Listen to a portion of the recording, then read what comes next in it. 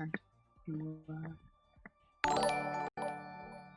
And let me just share this in the Reddit. Ooh, I should do that from my phone. Pete, I'm doing the schedule for the week, and it's so sad not to see Desolation's Edge on there. Yeah, went out with a bang though. It was good. Oh man, I was sick as all get out when it happened, so I'm gonna have to catch the.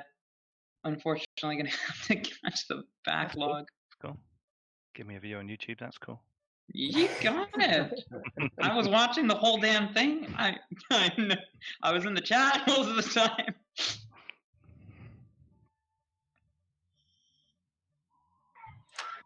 I'm finishing up getting these crotch goblins grub, so I'm here though. Okay, excellent. All right, last.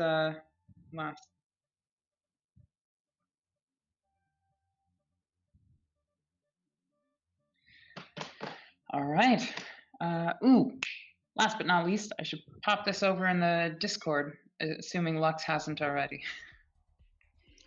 Not yet. All right. I'd let you do the honor on that. All right, then I shall go ahead and put our link in the streams and events. Here, live with a panel of some of the biggest names in Alien RPG.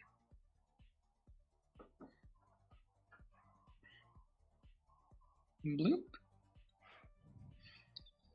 Let me add a ping to that for Oh, you gorgeous son of a gun. Thank you. That ought to wake him up.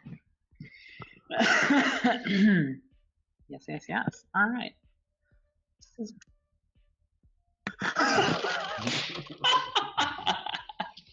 They will be coming out all of the walls, that's for sure. Oh yeah, they mostly come out at night though, so I hope they come out for this. Mostly.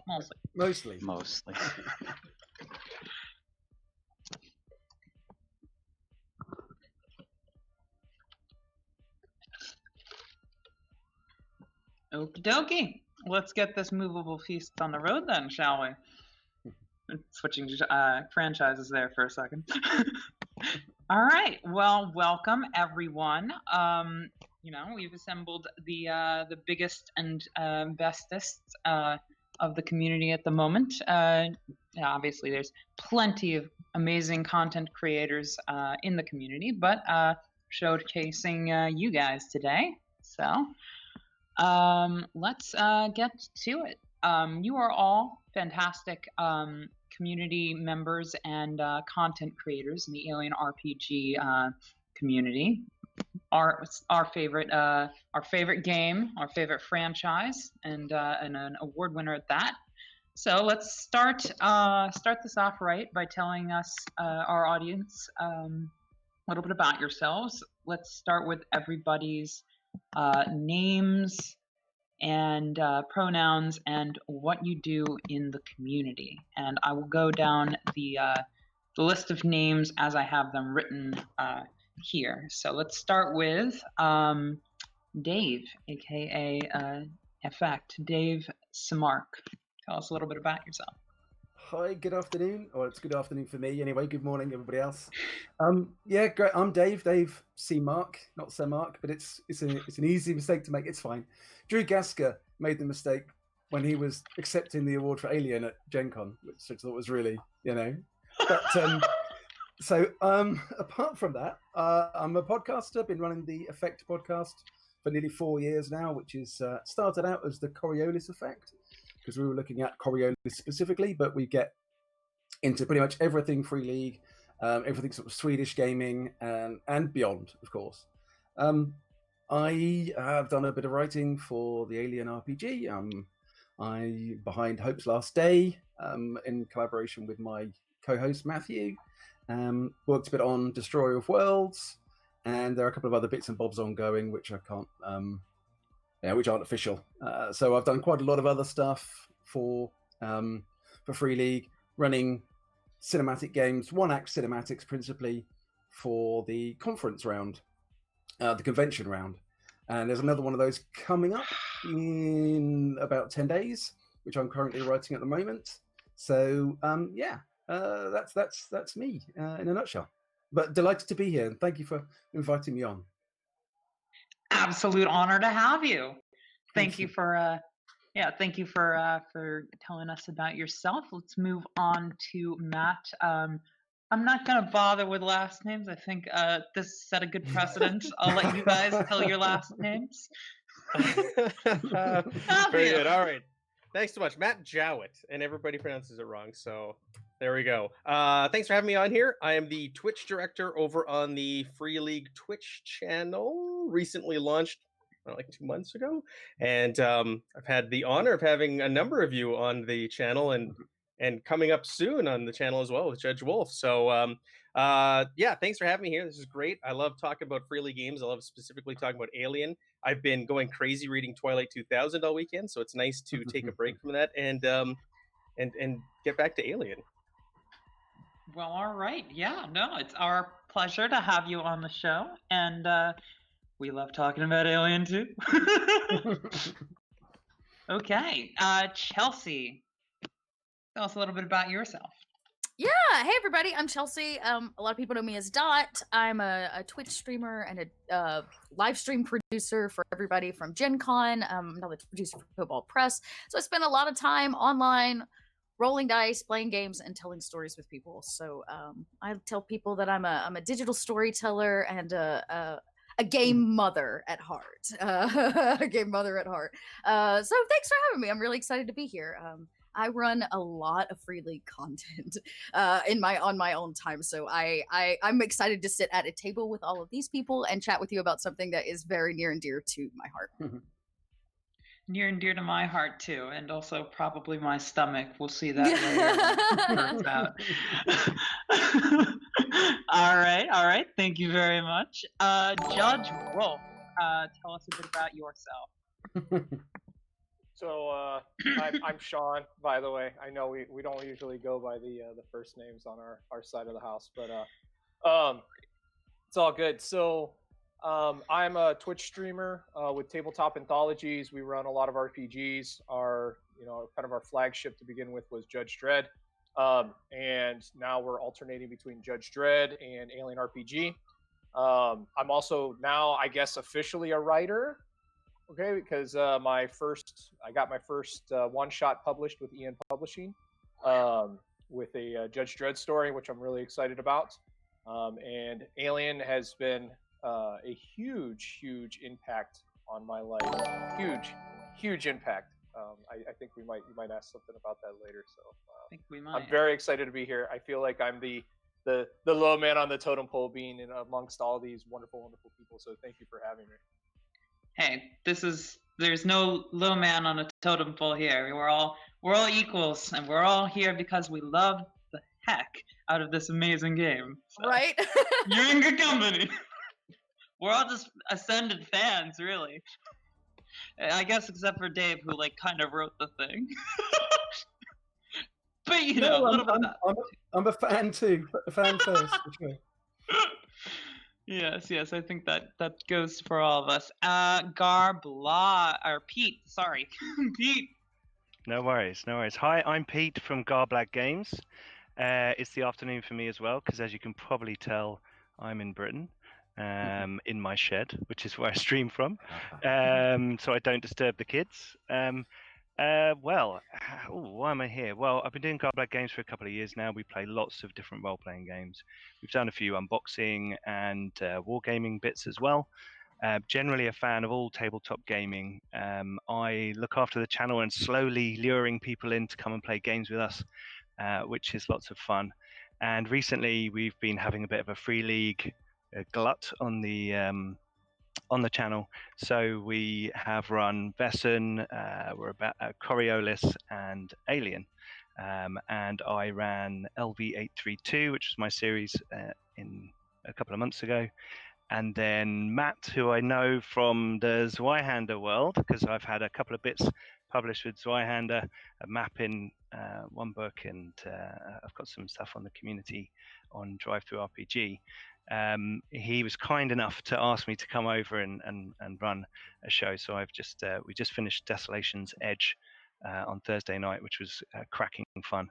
And yeah, I'm still sort of coming down from it. I'm kind of sad that I'm not running Alien on Thursday, but we've got other games to play as well, so lots of fun. Absolutely. All right. And last but certainly not least, Lux. Hello. Well, for me, it's also an afternoon, but a late one, Europe-based. So yeah, I go by the name Lux. Mostly hang around on Discord. I kind of manage the community, the unofficial community that is the Alien RPG Discord, and well, it's quite a lot to do there. I've been doing that for a year now. We recently had the anniversary. People run their games. We talk all kinds of things Alien, and well, I know quite a bit of you see pop in and out there every now and then. So it's great to be here. Yeah, great to have such a stalwart community manager on our team. All right, so we've gotten to know each other a little bit. Let's get into the nitty gritty. Let's talk Alien. Let's first go through in the same order and ask each and every one of you very briefly, because I know we can all probably prattle on about this. What got you into RPGs in the first place, specifically tabletop RPGs? Starting with Dave. My brother, my older brother, when I was 10, got into role-playing games at school, brought them home.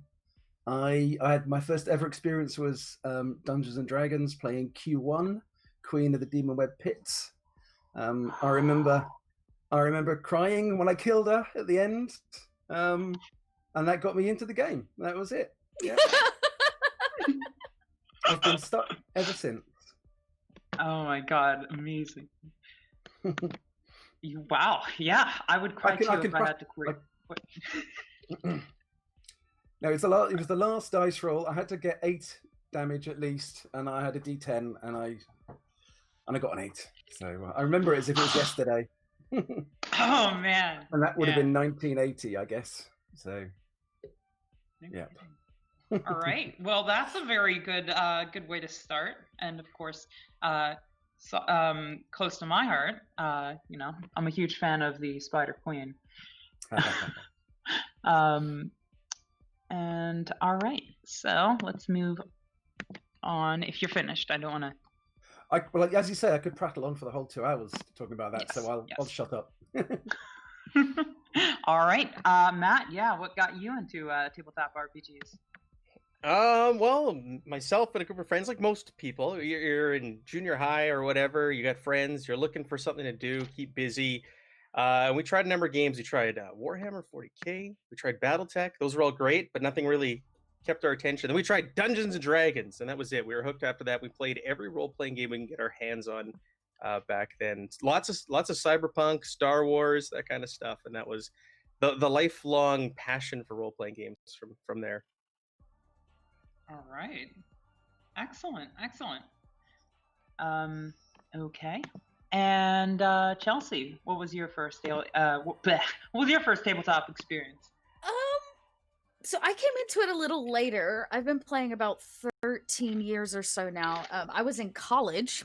I was an actor, like you do, and I did a lot of classical theater. And my fight choreography teacher, that was my trainer for rapier and dagger fighting for stage, was like, you really love this and you're really great at it. Would you like to come sit at a table with me and some of my friends and pretend to fight with swords and do this thing called D&D? And I was like, I can give it a shot. And I showed up and I was pretty much hooked. And from then on out, I've tried to convert every human I come in contact with to play RPGs. And as somebody that doesn't necessarily work on the stage anymore, RPGs have become my way of kind of telling stories with other people in a really collaborative way. And I'll talk a little bit more, I'm sure, about that later, but it's just kind of stuck. And now I play literally anything that I can get my hands on. Awesome. Excellent. All right. And let's see, Judge Wolf, why don't you tell us about your first RPG experience? Ooh, it was a little strange. So I think I was 7 or 8. My uncle had the AD&D books. He wouldn't play with me though because he thought I was too young, so I stole them. And I kept them. I still have them. And I still have his lead in tin minis that he had. I didn't really get a chance to play it too much, but whenever I really started playing RPGs was Werewolf the Apocalypse via online systems like MUs. And the only thing that's been good about COVID is being able to have a little bit of time to try and find a way to play with people, and that's how we started streaming. Is we were like, hey, this is fun. Why don't we just stream it? So now it's like I play more than I ever have, which is fantastic. And by the way, Pete, I also have a dad shed. I feel you. You need it. You need it.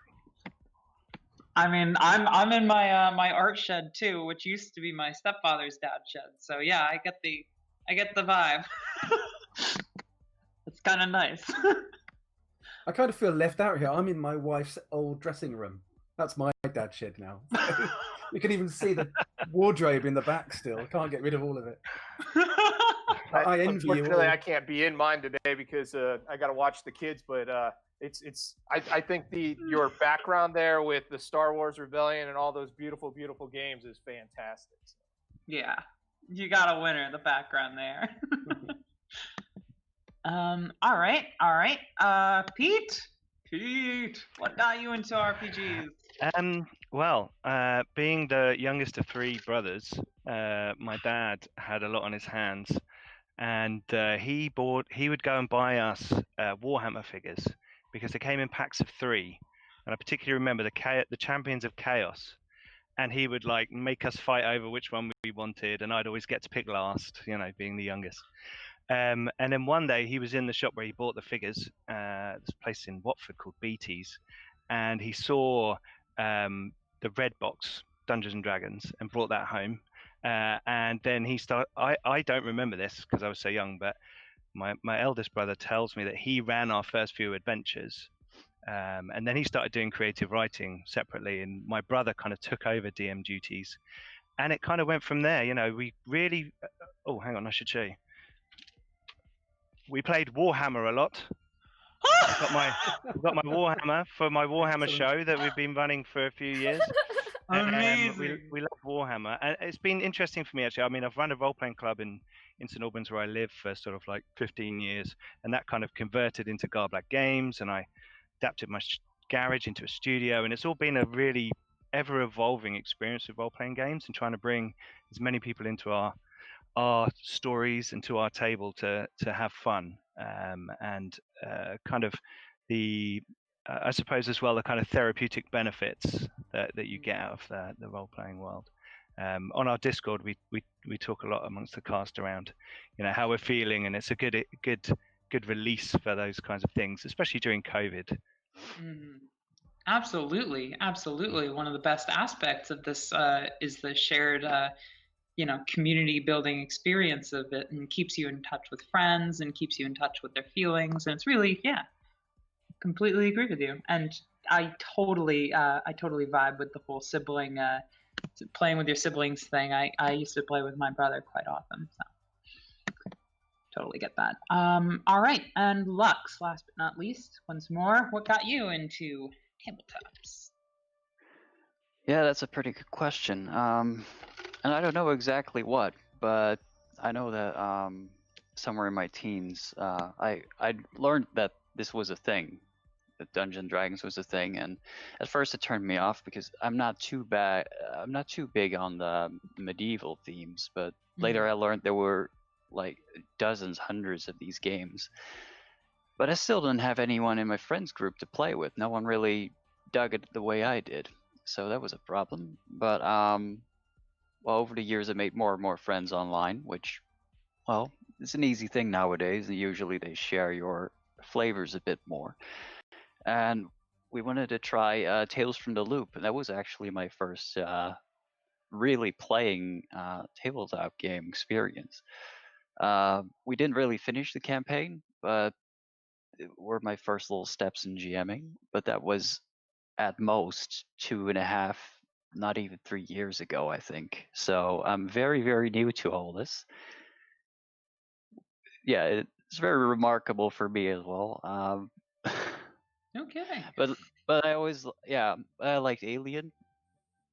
Lord, that was going to become a thing, and well, it's been, yeah, to put it soft, just one crazy year, really. It really went fast for me, all this, yeah. So it's a really strange story for me. Well, all right. Thank you for sharing it, though, because that's awesome. And I'm actually a little bit surprised that such a figure in our community kind of just started in on it. But hey, you started in on a really friggin' good game, and I have not yet played Tales from the Loop, but I've been a fan of the art for a very long time. So you chose a winner there. Yeah, I love the artwork, and it's definitely what also pulled me into Alien. So yeah, from one addiction to the other, really, and now we're all deep into this together. So that's great. We truly are, which actually is an excellent segue, because my next question is kind of along the same lines, but what got all of you into Alien? When did you first see Alien or Aliens, and what was that experience like? Start off, as we have been, with Dave. My first experience, I saw it on a black and white portable television in my bedroom when I was probably 11 or 12 at about midnight, when it was shown on British television, with an earpiece plugged in, like not a good set of headphones now, some grotty little plastic earpiece, trying to watch the movie through one ear and listen for my dad prowling with the other, because he would 11 years old or 12, whenever it was. And yeah, so I managed to watch it all like that, kind of hiding in my bedroom late one Saturday night. Still remember the scene, the chest burster scene, even in black and white, was immense. And yeah, that was my first time seeing the film, and kind of never looked back. Really, it was it grabbed me there and then, and yeah, never let go. As in the best they don't. All right. Yeah, no, that's a lovely little experience. Watching from a portable TV Saturday night at 11, and worrying about your dad showing up. I bet that had a little bit of extra tension to it. All right, Matt. Sorry. Yeah. He was quite a strict old fellow, my dad. So it's good not to get caught. Well, I take it you didn't. Yeah. Because you're. No, I didn't. Not that occasion, anyway. All right. This was a tough one. I had to think about this one quite a bit, because Alien, like the franchise, it's so ingrained in pop culture. Like everybody knows that chest busting scene, whether you've seen Alien or not. Everybody knows it. So I was like, when was I first introduced to it? And I think it was I had one of those friends whose parents would rent any movie that they wanted. You always have one of those friends. That's where you watched all the good horror movies and everything, right? So yeah, they took you to Blockbuster so you could get the things your parents wouldn't let you get. Right? Yeah. My parents would have never let me watch Alien or Aliens or any of them. And it was at one of his birthdays. I think it was like 12th birthday. He had rented Alien, and it was like the one in the franchise at that time. It was only a trilogy at that time that he had never seen.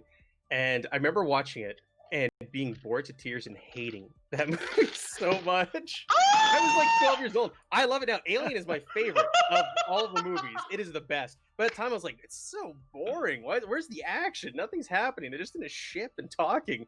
I hated it. And then I a few years later, hard right now. like really latching on to Alien 3. And Alien 3 I loved, even though everybody hated it. I loved Alien 3 so much. But that was kind of like my introduction to Alien and Aliens and that whole world. I was being bored to tears by Alien. gosh. Well, that's a unique one. Oh man. But hey, I'm impressed with your honesty.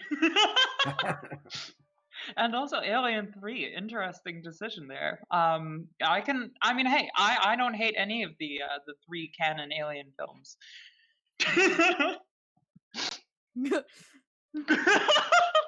That was a loaded comment. I saw that nudge there. I saw what you did there.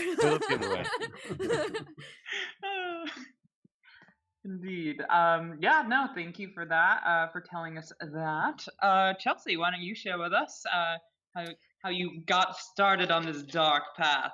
So I was afraid you were going to ask this question because the truth of it is it took me 8 years to get past Robert's dinner scene. Before I could finish the film.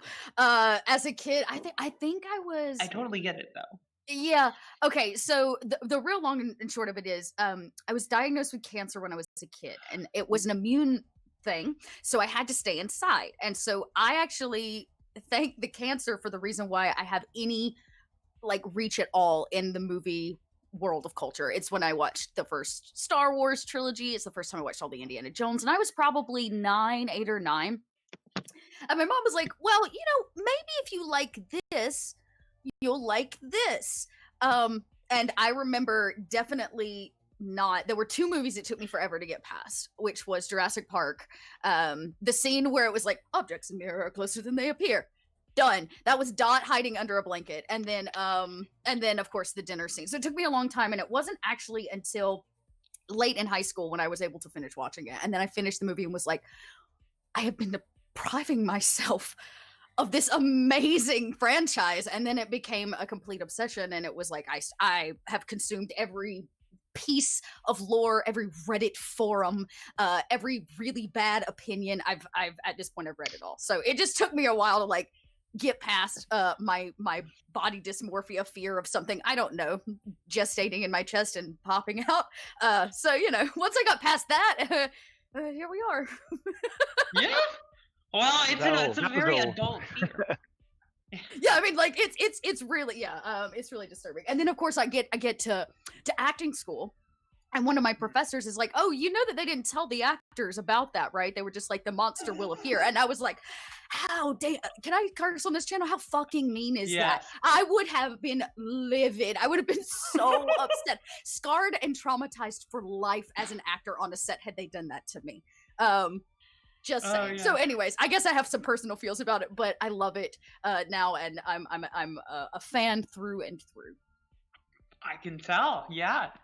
Absolutely. And thank you for that, for telling us about your dark origin story. Now let's move on to Judge. How did you pop that cherry? Well, first off, I'm judging you, Matt. You're so guilty. But my parents were those parents, by the way, that would take would let you go to the store and, you know, go to the local video store and rent whatever you wanted. So I picked Aliens, probably whenever I was way too young. This is probably around the same time that I found AD&D, so around 7 or 8. I was pretty young, and I had the nightmares for about a month of things ripping out of my chest. But the big thing with Aliens that really captured me was the Space Marines, right? The Colonial Marine Corps. Oh, by the way, Chelsea, the fact that they didn't know about the chestburster coming out, Lambert, I can't remember the actress's name. Apparently, she said in an interview she fell back and actually like hurt herself. Yeah, she physically harmed herself out of fear. Yeah. It's crazy. Yeah, I think she said story. That Veronica Cartwright, I think she said that she was like mentally scarred by it as well. It wasn't just a physical. Yeah. It was trauma. Because there was one of the pipes of blood was aimed in her direction. So you see it like splatter across her face, right? Yeah, she knew none of that was coming. Yeah. So rude. So rude. It's a brilliant shot, though. Such a good shot. No, it was. It worked really well. Yeah, such a classic. Speaking of mentally scarring, the Colonial Marines had such a big impact on me that I ended up becoming a Marine. but a U.S. Marine. So it actually led to 8 years of my life given to the country, and two tours in a combat zone, and multiple alien tattoos, and all kinds of stuff.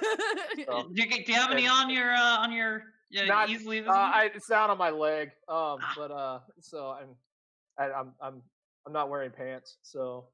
No, no, I'm kidding. I am. I get the kids running around. I can't be doing it. We don't want to see I'm not in the that. dad shed. Don't check that. And you realise that I don't think this has in an the UK is that NSFW. pants in the UK is not what it is in the States, so it's kind of your underwear. Yeah. So yeah. But the Yeah. NSFW show comes after this. Not That's right now. right. We'll bring it back later. Still is obsessed. That's with that Patreon only aliens content. It's my OnlyFans page. Mm-hmm. All right. Yeah. So that's a lot of inspiration from this franchise, Judge. Thank you for sharing. And yeah, let's go over to Pete here. Pete, when did you first experience the franchise? Well, I was thinking about this. I don't actually remember the first time I saw Alien, but I do remember the first time my dad showed it to my older brothers. He wanted to like educate us in the ways of science fiction and fantasy and all those things. And it got to he wanted to show us the Alien films, but my mum said, no, you can't show Pete, he's too young. I must have been like 9 or 10 or something, and my brothers are 3 and 5 years older, so they kind of got away with it. And I remember lying in bed listening to them watching it downstairs, trying to imagine That's cruel. what was going on. And in my head, I had like some kind of green blob going on, because I was 9 or 10 years old. I had no idea what, definitely not what old Geiger was up to with the Alien. And then I waited up till they came to bed, and they were telling me all about it, and I still couldn't quite imagine it in my head. But like Matt, I love Alien 3 as well. I think that's a cracking film. I think for me, the trilogy is great because they're all a vision of different directors, and they're trying to tell very different stories, and they're great. And I think beyond that, it starts to get unwieldy, like any kind of franchise does. So it's tricky to kind of tell those pure stories still. But I think those first 3 are kind of pure little stories. They're great. Yeah. All right. Thank you very much. When did you? I mean, like, so you told us your first experience with it, but when did you actually figure out what the Geiger beasts looked like? Oh, I think it wasn't long after that. A year or 2 later, when it was sort of more in the mainstream, and other kids in my year at school had seen it, and we all got to watch it at someone's house. Something similar to Matt. I think my memory of hearing it being watched was so much stronger than actually then seeing it later on, because it was quite because I could just hear noises, from downstairs. The chest bursting scene was just like, what the hell is going on, but yeah, really weird. I mean, not seeing the monster is part of the magic of the first one at the very least. So well, yeah. yeah. There's a great shot in Alien actually where he's walking through the deck looking for the cat, and the camera pans around, and the alien is just hanging behind him, but you don't know because you've never seen it either, and it's hanging from a chain, and then you see it afterwards. And every time I see it now, I like pause it on that scene, and I'm like, it's so good. I love that it has that in there. Yeah. All right, and last but not least, Luke's. How do you first see the franchise? Well, in a way, it's kind of similar to Peter's experience, but I do have a vivid memory. I did see there was Aliens for me, but it was only a brief moment on cable TV one late evening. I don't know how I got there. I think my parents might have been watching, or just went past a channel, but it was long enough for me because. It's similar to Pete's, because I didn't see the alien, but what I do remember, and the feeling of that, seeing it as like, I don't know, 8 years old maybe, was just the scene with Bishop at the end, back in the ship, right before the tail goes right through. That I'll never forget, because the kind of the confusion, the fear, and the revulsion. Like, why is that man all like milky inside? It made my skin really crawl, and I just remember that tail. It just the most gory and violent part, really, of that Yeah. whole movie. It was Alien quintessential, and I had no clue what this was. This movie, not the title. I didn't find out until years later when I got my own computer. Internet became more of a thing, and I started to watch more of these sci-fi movies that I liked. I had no clue it was Alien, but that is really engraved in my memory, and just that nauseating, confusing fear that you feel with that. That was it was quite a shock, really, No kidding. and now I'm upset. All right. Thank you all for sharing a little bit more about how we all got here. So yeah, let's get into the nitty gritty, the meat of the matter. Let's talk Alien RPG. So obviously we're all brought here today by our love for the award-winning game by Freya Logan. And you're all quite experienced players and game mothers yourselves. So let me go ahead and ask each of you a different question pertaining to your background in the community, as it were. Starting as per usual. Maybe I'll switch it up after this, but starting as usual in the order we have been going in. Dave. So Dave, we all know that you are one of the two co-hosts of the absolutely amazing Effect podcast. Sorry I couldn't get both of you guys in here this time. The panel's kind of chock full of juicy content creators. delicious content creators that I shall be consuming after the show, as an alien queen might. But yes, you put on prominently pre-league related content with your podcast. But what some of our audience members may not realize, although I wrote this before we did the whole introductions thing, so I think everybody here more or less knows, you had a hand in writing and playtesting the Alien RPG book itself. There is obviously worlds I could ask about that experience, but why don't you tell us, if you wouldn't mind, briefly give us a glimpse into what that whole experience has been like, and if you can pick, what was your favorite contribution to the book? Yeah, my pleasure to talk about that. So getting involved in working on Alien was pretty much a stroke of luck for both Matthew and me. With the podcast, the very first thing we wanted to do with it was go and interview the guys. So we got to meet them back in 2017 and went for a few beers and did an interview for the podcast. In that, we were talking about lots and lots of different things, but the UK games, the convention scene was obviously something that they're interested in our help with. So when it came to UK Games Convention, not this last year, but the year before,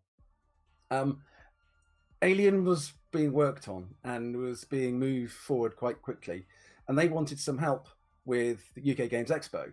And as part of that, they wanted us to demonstrate Alien.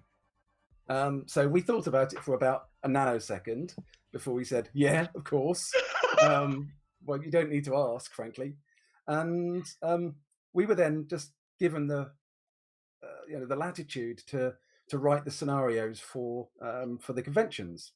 Now we ended up doing three 1 act scenarios, all set at Hadley's Hope, that we called the Last Hopes, and each of those was trying to sort of showcase a little one of the different sort of the character theme, group themes of the game.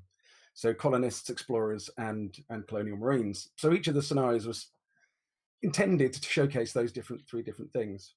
So UK Games Expo went brilliantly. It's a 3-day thing, and we'd signed up all our slots by 11 o'clock on the Friday for every game. We could have run double, if not more, over that weekend. We then went off, having enjoyed ourselves, and we knew that Chariots of the Gods was being produced. And I got a call from Thomas Herenstam saying, if we asked you, could you put together a short scenario based on the things that you did for UK Games Expo? Because Chariots was too big for the core book. So this is our first bit of really big luck, that they wanted to take one of those 3 scenarios and have that turned into the core book scenario. So again, we went, yes, of course, we're going to help you with that. I was super lucky because they chose, of the 3, they chose one of the ones that I'd principally written. So it fell to me to do most of the writing, but obviously with Matt's help, that we were like collaborating on it. Yeah, and then that got into the book. So how was it? Not only was it great, obviously, it was really interesting in meeting very short deadlines and working up until late into the night to clear a deadline for the next day, because we were so late in the process and everything had to be done at pace. That was brilliant. So yeah. The other thing that came with that was at UK Games Expo, we were producing a game that was going to have xenomorphs in it, and I ended up writing the rules for the xenomorphs that are in the book, because I spoke to Thomas and said, well, we're doing this scenario, we need the stats for the xenomorphs, and he went, we haven't got any. I'm like, okay, we might need some. Oh my god! And I said, well, do you want me to have a crack at it? And he went, yes. And so there we go. And those rules changed very little between the initial rules that we did right at the start back in 2019 to what ended up in the book. There's a couple of tweaks, but nothing much. So again, can I just say I love the random roll table for the xenomorphs. I love it. It's one of my favorite mechanisms for them as like monsters and creatures. So just let me say, I love the D6 roll table. Except when I roll a 2. Except when you roll a 2, but you can't always roll a 2. Yeah. Mothers don't get to re-rolls. We're stuck with that 1 or 2 that we get. Yep. You want it to come out and tear their head off. Sorry. No, so sadly, I can't take credit for signature attacks. They were Free League's idea in terms of the mechanic, but I can take credit for all the free signature attacks that are in the Alien game and the extrasolar creatures as well. So it's my fault when everyone's been head bitten or acid splashed. So I love that. It's great. I love it being my fault. As a result of that, again, it was a bit of luck that they needed a hand with Destroyer of Worlds because of the way the production of that went, and the story had to change kind of halfway through the production because of worldwide events, that it was felt that the scenario ought to veer off those slightly.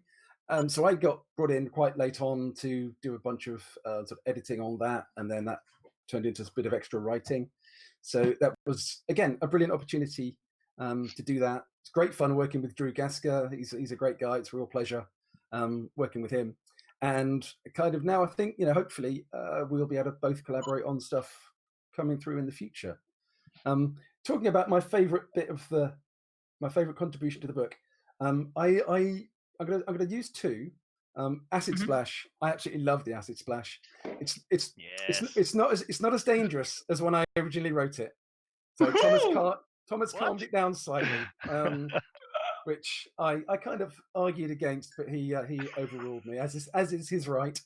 But the other thing I think that I think both Matthew and I would sort of try and take some credit for is having Hadley's Hope in the core book, because we'd obviously done Hadley's Hope as the location for the scenarios for the conventions, but there was clearly canon issues and there were problems, and I know Drew was a bit, why did you choose Hadley's Hope? Make it somewhere else, then the canon goes away.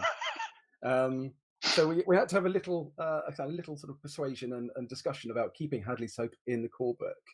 But obviously we did, and personally I think that was absolutely the right decision. It's a great setting. Everybody knows it. Everyone's very familiar with it, and I think it really adds something to the overall feel of that core book by having Hadley's in it. So I think that would be my favorite contribution, I think. Yeah, absolutely. And what a contribution that is. Oh my goodness. You made like an entire chapter in the book. Yeah, yeah. Unbelievable. As I said at the start, just there was so much luck involved, and so much being kind of in the right place at the right. Yeah. Oh my gosh. Yeah. That's awesome. Thank you Cool. so much for sharing that. And also now my players know who to blame when their faces melt off. I would say sorry, but I'm not. So. Oh, we're not sorry. We are not sorry. Come on, let's all take a little pleasure in that gorgeous death mechanism there. There have been some beautiful deaths in Alien. Absolutely fabulous ones. Yeah. Dying can be fun. That should be like the tagline of the game. Yeah. Oh, jeez. All right. Thank you so much for that. If you're ready, we can move on to our next illustrious guest, Matt. Matt. You are the director of the official Free League Twitch channel. First off, jealous. Second off, tell us a little bit about what it's like to run that sort of operation. How did it start? Chaos. How do you curate your show? And how do you find the time to still GM when your schedule is chock filled with all those amazing guests? That's a great question. Where do I start? You start with how did it come about? How did it start? You have a copy of the questions, but yes. Oh, yeah, that's right. You sent them to me. I'll look at those. What's it like? It's great. It's fantastic. It's phenomenal. People who know me know that I am a Free League fanboy, and I have been for a long time. I'm unapologetic fanboy. I've been raving about their games. I started with Forbidden Lands. When I had my own channel, when I started streaming Forbidden Lands, I was lucky, and I was the first person to stream it, and that's kind of like how I found an audience was Forbidden Lands, and I instantly fell in love with that Year Zero engine and everything built around it. That game's great. I'm getting ready to run it on the channel here right away. It's still my favorite. As much as I love Aliens, it was my introduction, so I love that world. But what's it like? It's great running this channel. The people at Free League are wonderful. They are like the nicest, most wonderful, positive group of people out there that I have encountered in this industry. They're so supportive, throwing back and exchanging emails daily about how they can help and what they can do, and just so great. I love working with them. I love working with guests, bringing people like you on, and Pete and Judge Wolf or Sean right away to guest. That's great. I love being able to use our platform to showcase the amazing people who are Free League fans as well, and running the games and the great work that you all do, and hopefully broadening your audience at the same time, exposing you and the audience to all these great content creators out there who are running these games and doing such a phenomenal job. As for running games, that's tough. Because we've got a whole bunch of stuff going on the channel. It's very. We've been up and running for 2 months now, and we kicked things off with Destroyer of Worlds because it coincided with the launch of that adventure. So we start off with a bang. I've run Destroyer of Worlds 3 times now. I know that adventure very, very well at this point. It's a great adventure. Unfortunately, I wish I could have played in it as a player at one point, but once you've run it as the mother, you've kind of spoiled everything for yourself. I was lucky enough to play Chariot of the Gods as a player when it was released in its early iteration, if you had purchased it, and then I ran it a couple times after that. So I got to experience it in the player seat. And I always tell my players before we run it or play Aliens, we've never played it, PvP is going to happen. You're going to die. And just roll with it. Oh, and forget everything you know about the Alien universe, because you're gonna have more fun. Don't go into it with no prior knowledge. Forget Lean in. That that you know what face huggers are. You know what xenomorphs are. No, you've never seen these things. You have no idea. And that little lead in and segue, people just they eat it up, and they have so much fun with this game. Like the last group I ran Destroyer for, absolutely blew their minds. Like they're all role players. They played for a long time, but they had never been exposed to the Alien RPG before, a bunch of them, and they want more. They can't wait. They want to play Chariot of the Gods. They want to start a campaign or ongoing adventure path, and they're hooked. And I think that goes for anybody who plays this game. Stress is deadlier than the xenomorphs. Stress is like one of the best parts of this game. It's my favorite part. I'll talk Me about stress. too. I love the stress mechanism. It's Oh, yes. brilliant. It's brilliant. It's fantastic. And it's so speaking of stress, it translates so well that the first time I played, and I especially noticed the first time I ran Alien and Shared of the Gods, characters were getting stressed and players were getting stressed. You see it and you hear it as they're playing. Like I was running it for some folks and I had played with them for a couple of years. I have never seen them get so flustered or frustrated or stressed as they were when we were playing Alien. It was translating from the character sheet to the player, which is crazy. You don't see that very often in role-playing games. Like people will act, they'll do voice and things like that, but to actually see, like, I had people cursing like nonstop, and they never I swear. sweat every time I Yeah. play the game because I'm just sweating out of stress. Right? When I was running the playtest for Destroyer of Worlds, Matthew got so stressed that he rage quit on one of our sessions. Really? Yeah. See, what other games is that happening in? Where it's tied to a mechanic in the game? And Yeah. Yeah. like, I'm sure there's other games that do it. It's nothing new, but Alien does it so damn well. It just works with the source material. Ugh.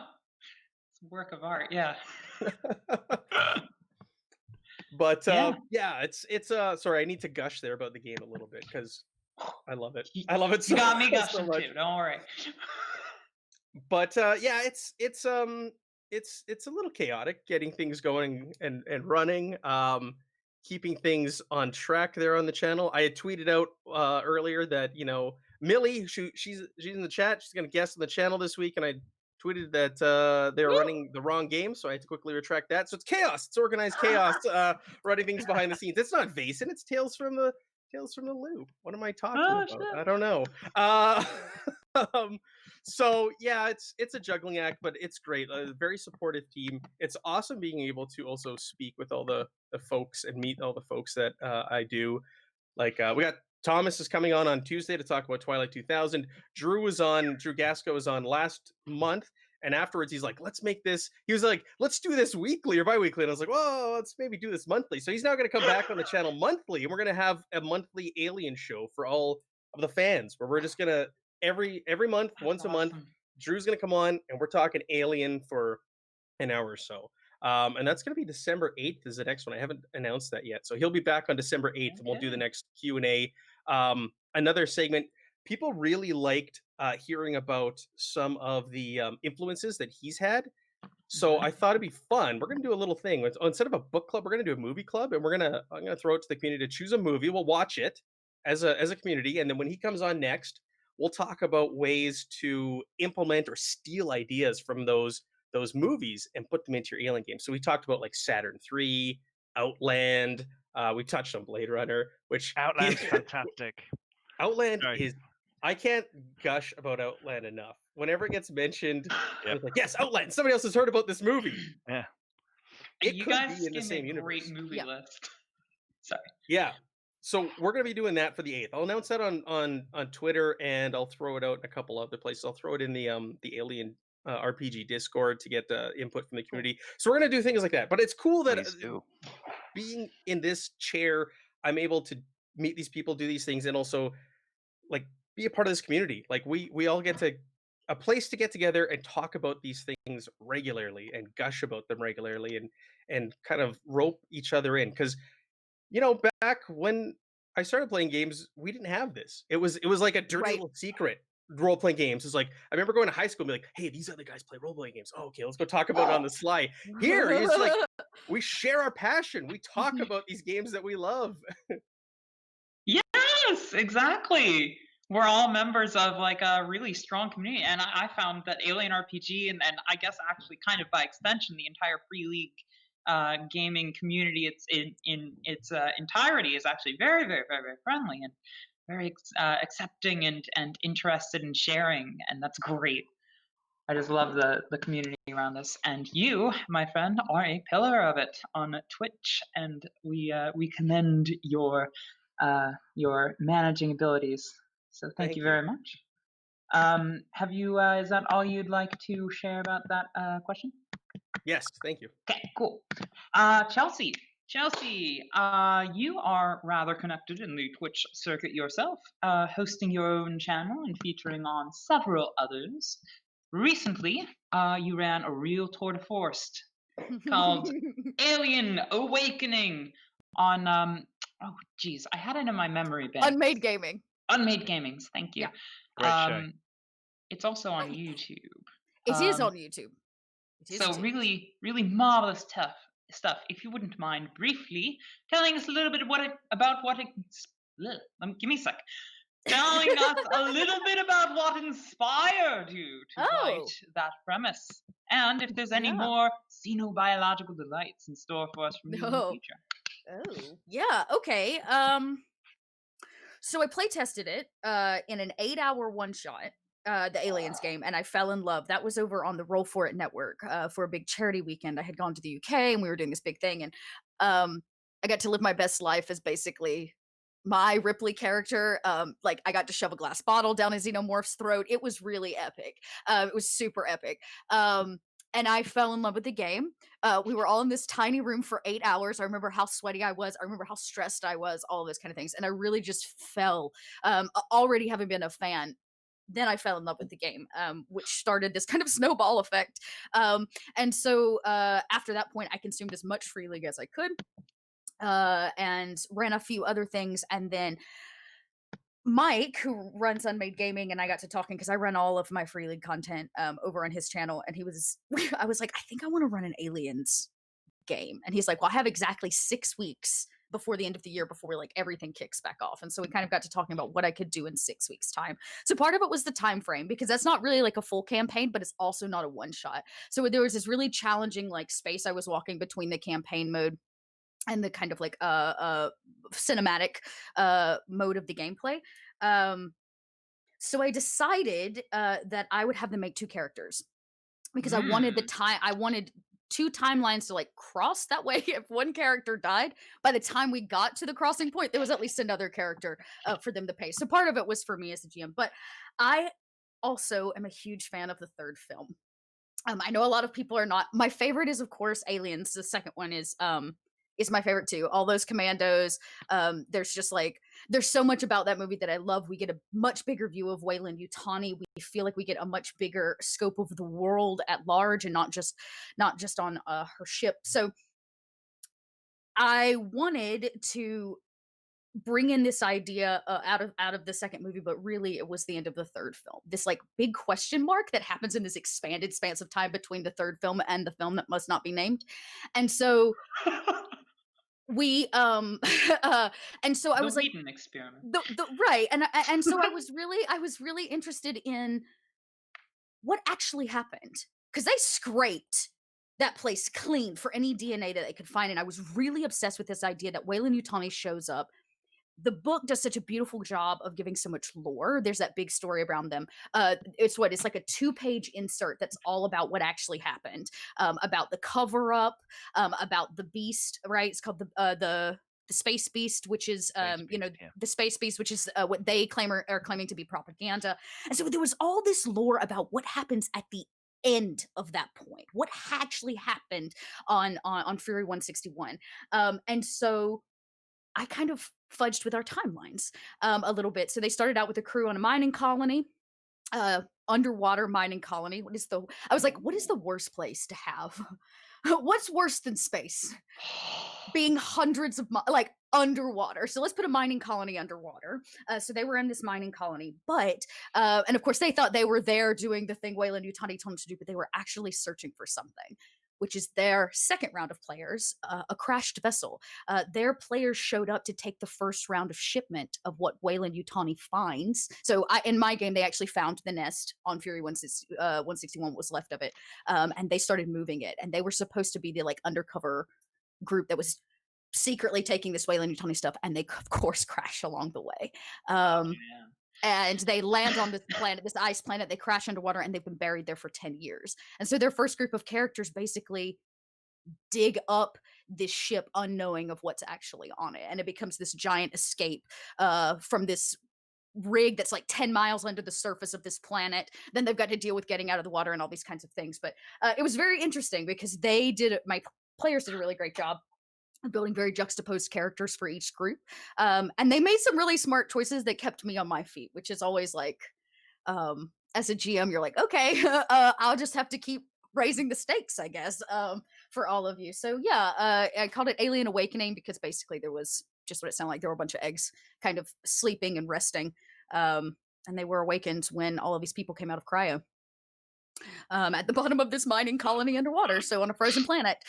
So yeah, that's the long and short of it. I won't tell you how it ends because that would spoil the fun, but you can go check it out on Probably the a Gaming lot of YouTube death. channel. Yeah, there was, you know what? I tried so damn hard. The last game I was like, I want to see how many, and the dice were not in my favor. They were in the character's favor, which is a little unfortunate. But Acid Splash saved my ass a few times. Like I got to drop an elevator a few miles down. Because they shot an alien on the top of it, which was kind of fun. So that like broke the cable. So there were all kinds of things. They set a trap with an RC car because like I gotta get that Radio Shack 80s love. With an RC car to like lead the alien away and into a trap, which was really cool. They come up with some really like neat ideas. So anyways, it was a really great campaign and the cast was just stellar and phenomenal. So I really wanted to look at telling a story because I think one of the things that I really love about the franchise and the Aliens films and the reason why I'm really drawn to them, he says that, doesn't he, in Covenant? I didn't come to space to be safe. I didn't come to space to be safe, right? Space is terrifying. It's freaking terrifying. And then you add this idea that we're just meat sacks trying to figure out a way to actually survive in an atmosphere in a place in which we don't deserve to be at all. And when we got here, we've corporatized it so much. We've ripped everything that is human out of the experience of living in space. And by doing so, we try to find our humanity by creating synthetics who inevitably create the thing that is out to kill us. And it's kind of this story of our own demise and how humans are inevitably always right the ending of their own demise, which is I think what I really wanted to grab was like, no matter what you do, this is our fault. It is our fault that we are inevitably killing ourselves off, that this creature exists, that this thing is. So this impending doom of always being your own worst enemy. The alien is not your own worst enemy. Your fear, your stress, these kinds of things, and what it means to really exist in a space that is so unwelcoming to our tiny little meat sacks is what I really wanted to capture in kind of the 6-part miniseries. And I feel like we kind of did all right. So yeah, and I think, like I said, that's one of the reasons why I'm so drawn to it. So I'm looking at running a couple more. I ran a one shot a few weeks back for my Sunday Fun Day RPGs, which is a community game day. So for all of you out there in chat, I do have community game days, and that game filled up so fast that it looks like I'm going to be running some more in the new year. So you can come check that out, get signed up. I'll be running kind of a slew of Alien one shots into the new year because there was so much like want for it. So. Yeah, and we will drop your Discord link in the chat towards the end of this whole thing. Perfect. Everybody's links are going to be shared ad nauseum, I think, kind of towards the end. So yeah, if you guys in the audience are interested, sign up for that. It sounds really fun, and as we can tell, Little Red Dot's got an awesome stage presence. So it's very fun to be part of. All right. Is that it for you, Chelsea? Is it all right? I mean, here's the thing: you can't just ask me to keep talking because your girl can just talk. So now, marvelous. It's probably best to move on. I can come talk about Alien any day of the week, all day of the week. So. Oh yes, and I think I can too, but I'm not the one supposed to be talking right now. So I'll move on to the next person. Judge, you're a good friend of the show. And you're running an Alien RPG Marines game on Sunday afternoons at the moment. And in December, you're coming on the Free League channel. Matt over here has given you that blessing. And you're going to be hosting an epic multi-part adventure that will include my collaborator and myself in the cast. Wink, wink. Nepotism can be fun. Without spoiling anything too much for us players, tell us a little bit about what we can expect to see from you in the coming months and also tell your daughter that she is the absolute cutest person in the world. Yeah, she has to be, because do you see the kind of stuff that she does? Yes, it's amazing. I want to pet her, to hold her and cuddle. She is awesome. She's so She's very cute. Oh supportive my of your show. God. She loves Diesel Shot. She said when she turns 18, she's going to get a Diesel Shot tattoo. So That's horrible. Don't do that, child. Please. I'm going to take her. Oh, So no. Why? we are running our Aliens Marine game. I basically made kind of like our own splat with I think it's 12 new careers that are based around Marines from my own experience. Corpsmen, riflemen, machine gunners, Oh, A that's really gunners, cool. assaultmen. And you're allowed. Each one has new talents. There's new weapons, a 3-round burst mechanic for auto pistols, stuff like that. If anybody wants it, you're more than welcome to have it. Bunch of new talents, and based around that. So going in a complete opposite avenue is going to be Aliens Adagina, which is going to be the Free League game. So Scott Sigler is an author for very, very awesome author. Wrote a book called Alien Phalanx. The way to kind of sum it up is, at least he summed it up, is 300 versus aliens, right? And what would happen with that. And I actually contacted him, and he responded, which was awesome. He's very cool with the idea of running that. He's also said he's going to try to get to the show. You can see Pat's already doing some of the beautiful artwork for it. We got some Heidi suits coming up, some aliens with spears. It's going to be great. I can't wait. The players are going to take part as what are called runners, who are individuals who move between holds, bringing materials. There's a lot of politics going on because everyone lives underground, because during the Rising, these demons spewed forth from Black Smoke Mountain and just completely decimated their way of life. So it's going to be an interesting thing. I can't wait to see what Panic does and Stress does for people trying to hide from xenomorphs, because Bronze Age spears don't really do a whole lot. I expect the characters to die. I'm hoping they don't, because I want them to try and discover some things and learn some things. I'm very excited to see how it goes, though. There's going to be a lot of... I'm big on staying in character, so I'm hoping to build that level of stress that would come from, standing there with a xenomorph 3 or 4 feet away from you, staring at you, trying to find you, along with the politics of having people living underground and having to rely on other holds that have materials that they need to live. So very excited to do that. Thanks, Matt, for the opportunity, and thanks, Pat and Lee, for hooking that up too. And I love having you guys as players. I can't wait to have you on there. So I think it'll be another fun crossover. Yeah, you actually hosted one of the first game. You actually hosted the only Alien RPG game that I've been a player in that wasn't hosted by Lee, actually, for me, when you ran Chariot of the Gods for us, which was, holy shit, amazing. So, you're near and dear to our heart as well. Yeah, that was a lot of fun. You guys really threw me for a loop. I love having players who force me to think. Oh, yeah. And for those of you who want to, you guys can obviously catch the VOD. We'll post a link towards the end, but when we did Chariot of the Gods, we totally circumvented the normal entrance means that one would go to get to the top of the chariot and go into that way. We came in through the ejected science lab section, and really threw everything for a loop.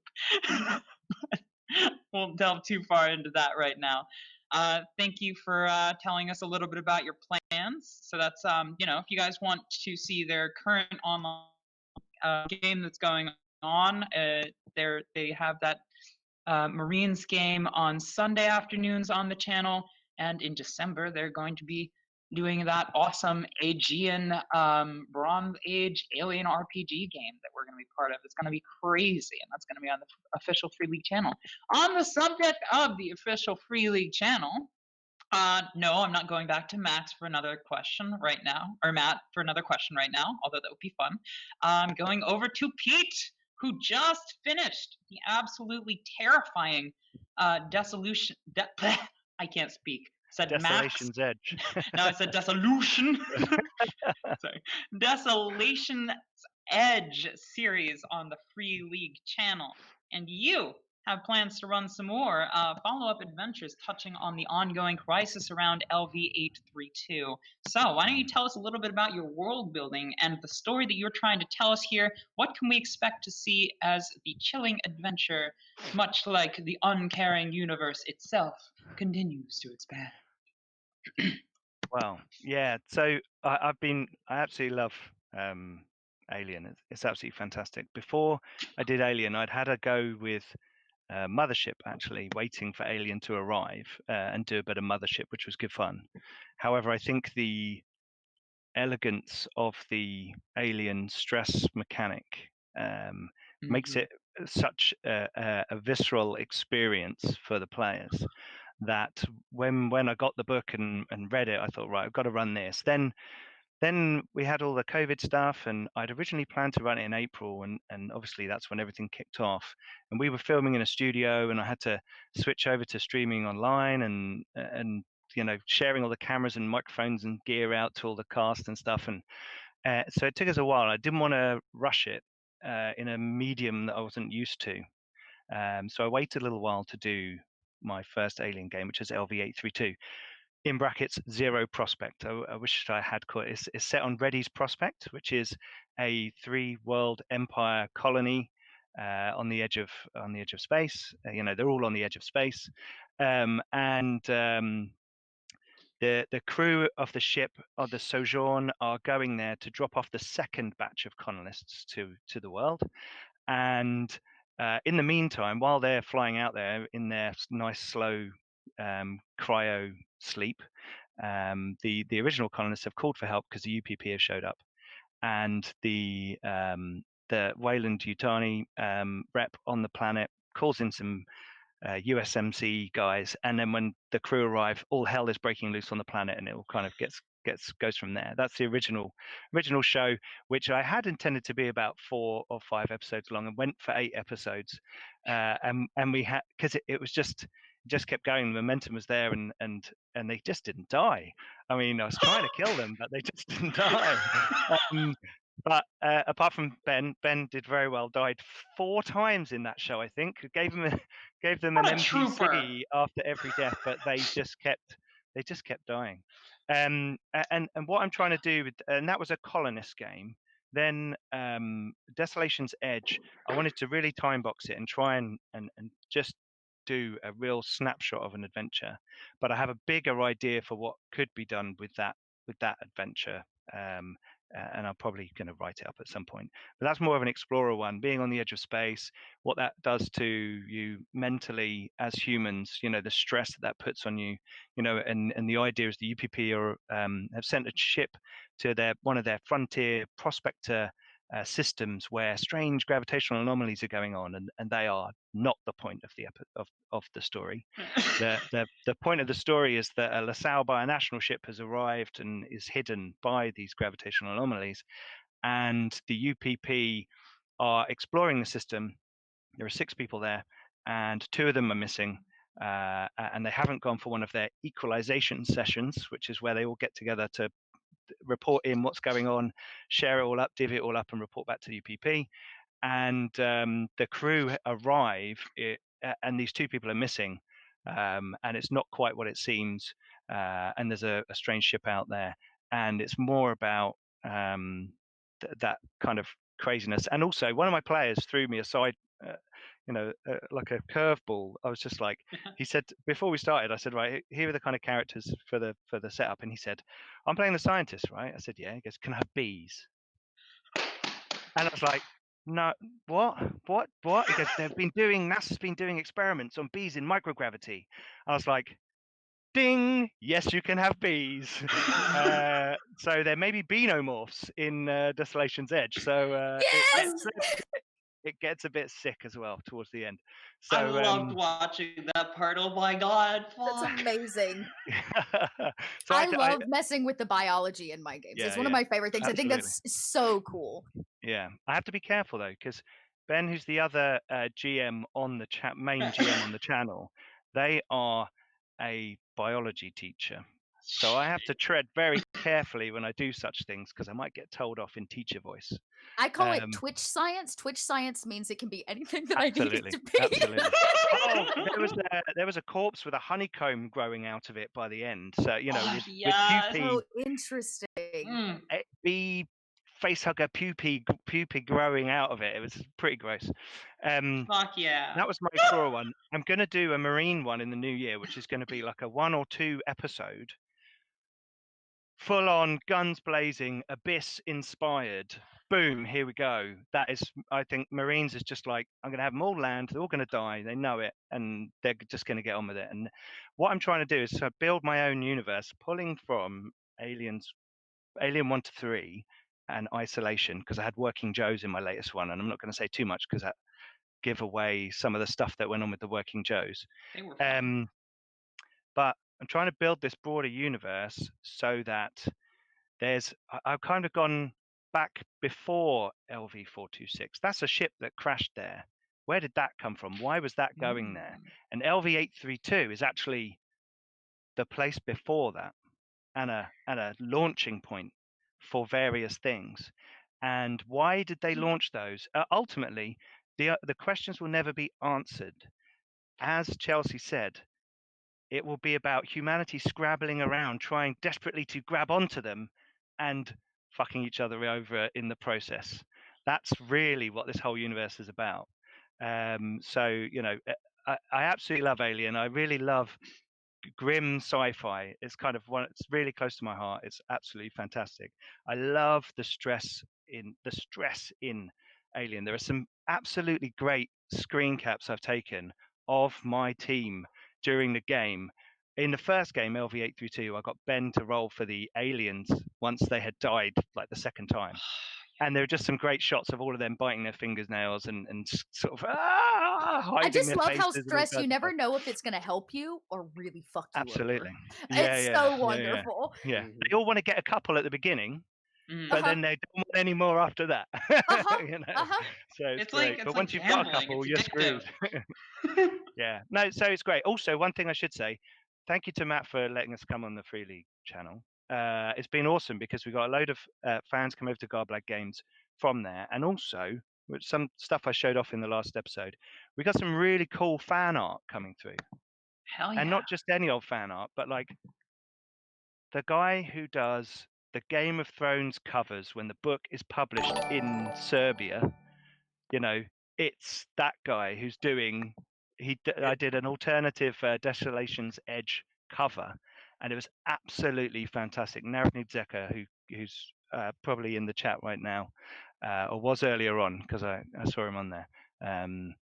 They're just amazing, and pictures of bees and things all over the place. So yeah, I was so close. They kept dodging the bees. I was making the mobility rolls like every 5 minutes. They kept passing.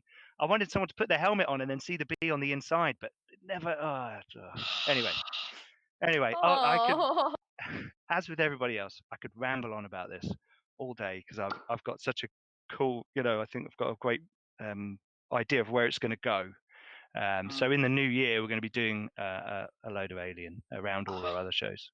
That is awesome. And of course, we will share your Discord link in the chat. And anybody who does not already know the marvelous Garblag Games, and also, of course, doesn't already know about the marvelous Chelsea and Judge Wolf, shall be given access to their Discords. And this is all about sharing the community. So hopefully, we'll get some more people involved in your Alien RPG projects in the future. And on the subject of Discord, wow, I'm a friggin' queen of transitions, am I not? Lux, you are the manager of a very successful and extremely user-friendly, unofficial Alien RPG Discord, and also for Twilight 2K as well. How did you get started with that project, and what has your experience been like running it? Well, thanks. You're calling it very user friendly because, well, As a user, bust. it's friendly.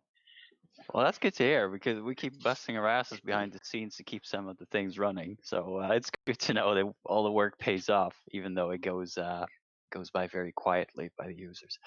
But yeah, how it all started is well, I already mentioned it was like it's now been almost 2 weeks. I don't know. Week two ago, that we had our first anniversary of the community. Mhm. So you could say it starts kind of there, like the last winter, really, November.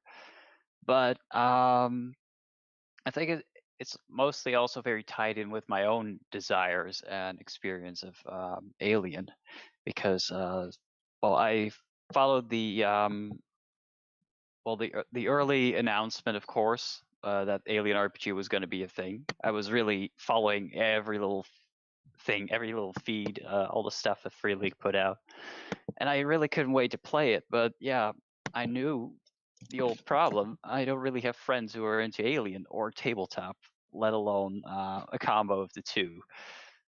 So what do I do about that? Well, I ended up looking around for Discords, but I couldn't really find any. At one point, stumbled upon one that was just deserted. Nothing really happened there, but there were a few other people there who were also really, yeah, the same kind of position as me. So those are now my fellow staff members, and we decided to just try it to see if we could set something up, and here we are. 1 year later, 1,500 people who are also very much into this game and keep on playing. I think like right now there's already a session going on. People doing campaigns, one shots, keeping each other posted, sharing all kinds of things. It's absolutely insane. I could not have imagined it would have turned out like this.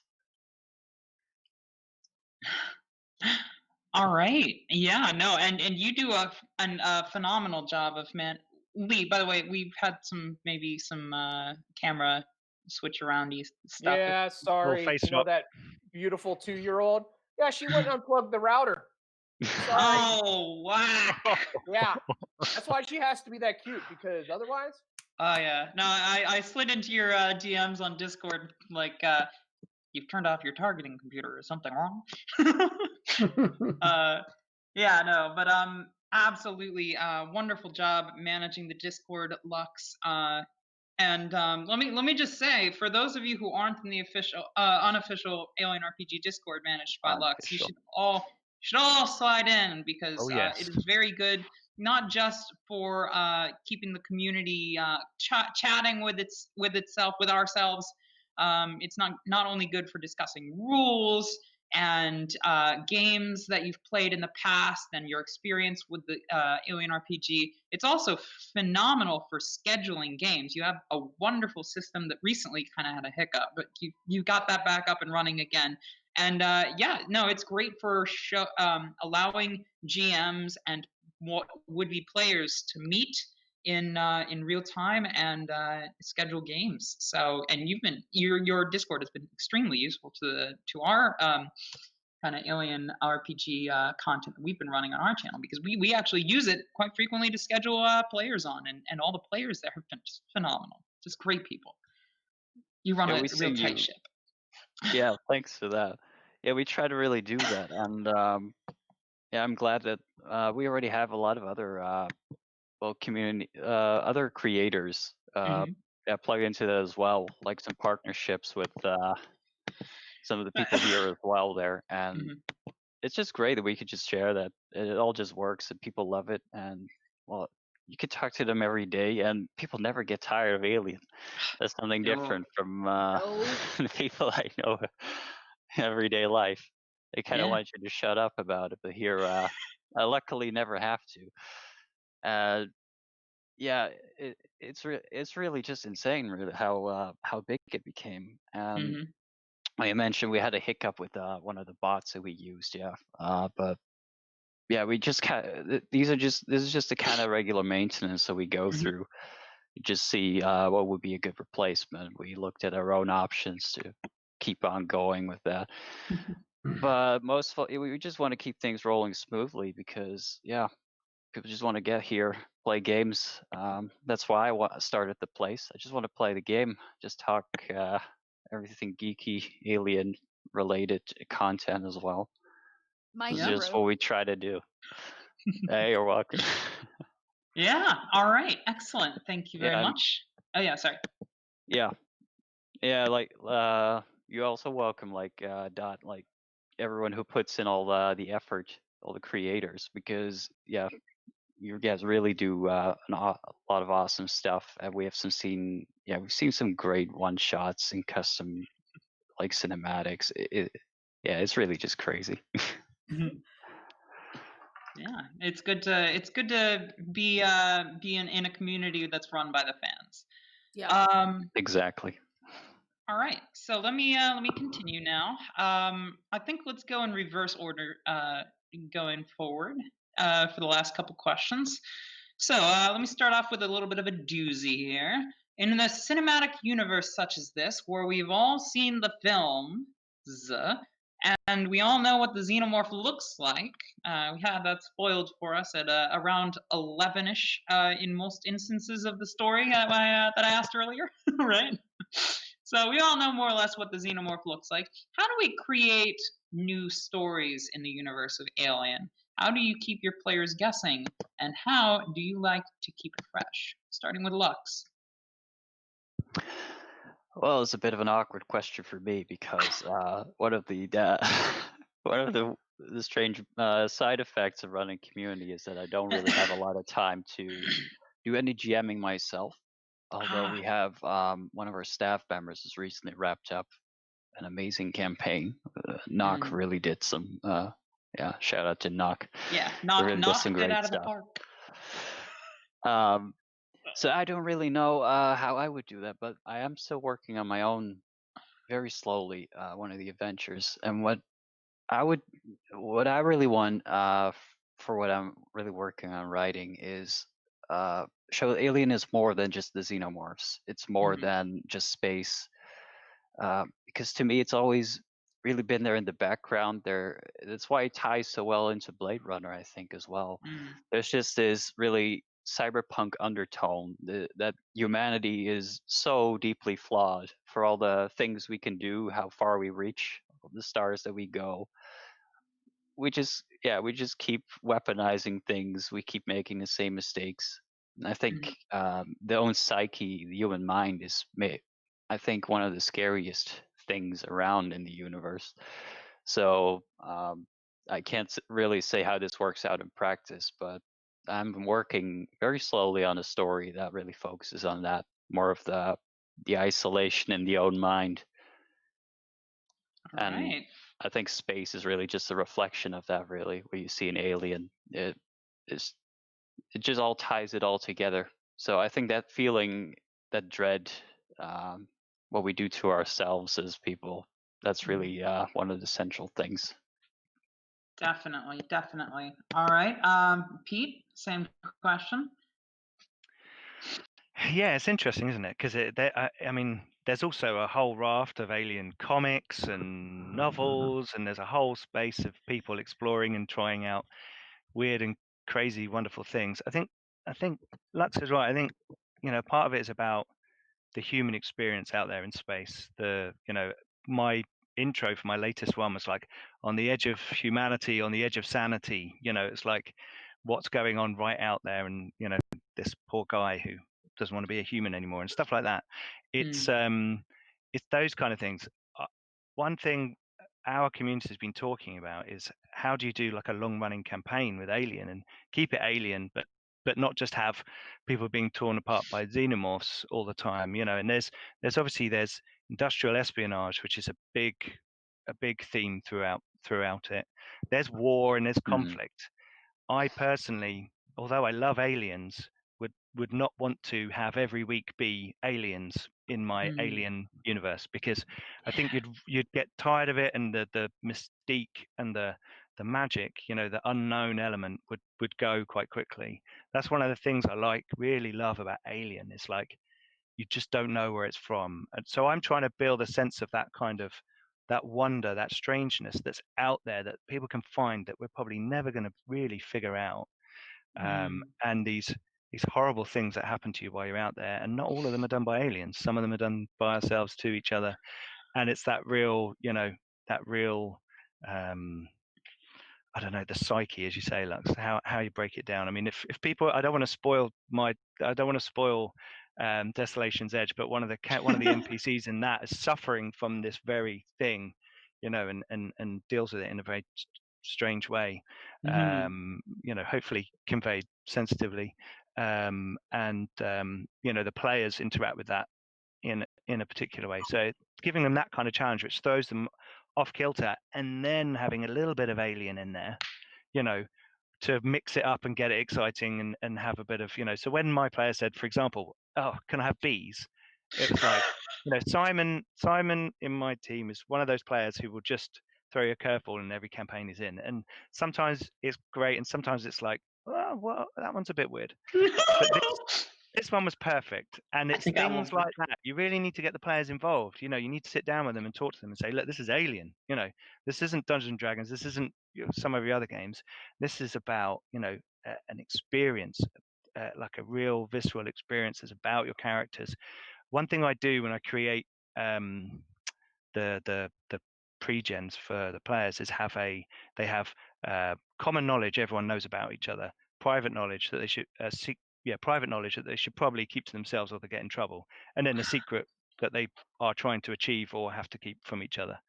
So there's all, it reinforces that kind of, it's not just about I'm going out there to shoot aliens, which is great fun, and I'm going to do a 1 or 2 shot with Marines and guns and so that'll be cool. But I'm also thinking about a long-term campaign and how I might flesh that out in what I see as my version of the universe. So it's just the challenge of doing that as well is fascinating to me. So yeah, all right, thank you very much. Same question, how do you innovate in a world of cinema? Judge Sean? So I have the same issue with our Judge Dredd game, right? Like how do you make a game that's interesting about going and arresting people? And I think the major thing for me is always the player interaction, right? My best games are always the ones where I don't have to say anything, and there's very little roles being done. And so, like for example, in the Marine game, I'm trying, and for Aliens, I'm trying to get them to build this camaraderie, build this idea of unit cohesion, right? And then the action bits are just little tiny specks of it. They spend more time, going on leave or being in the ship together and interacting, so that when those times of combat do hit, it's like, it's not just, oh, my character moves forward and I roll attack. It's, all right, you get over here, you get down and get cover, and start, lay down covering fire, like stuff like that. And so they really start to get into it. And, then you get the stress mechanic thrown into there and everybody's starting to sweat.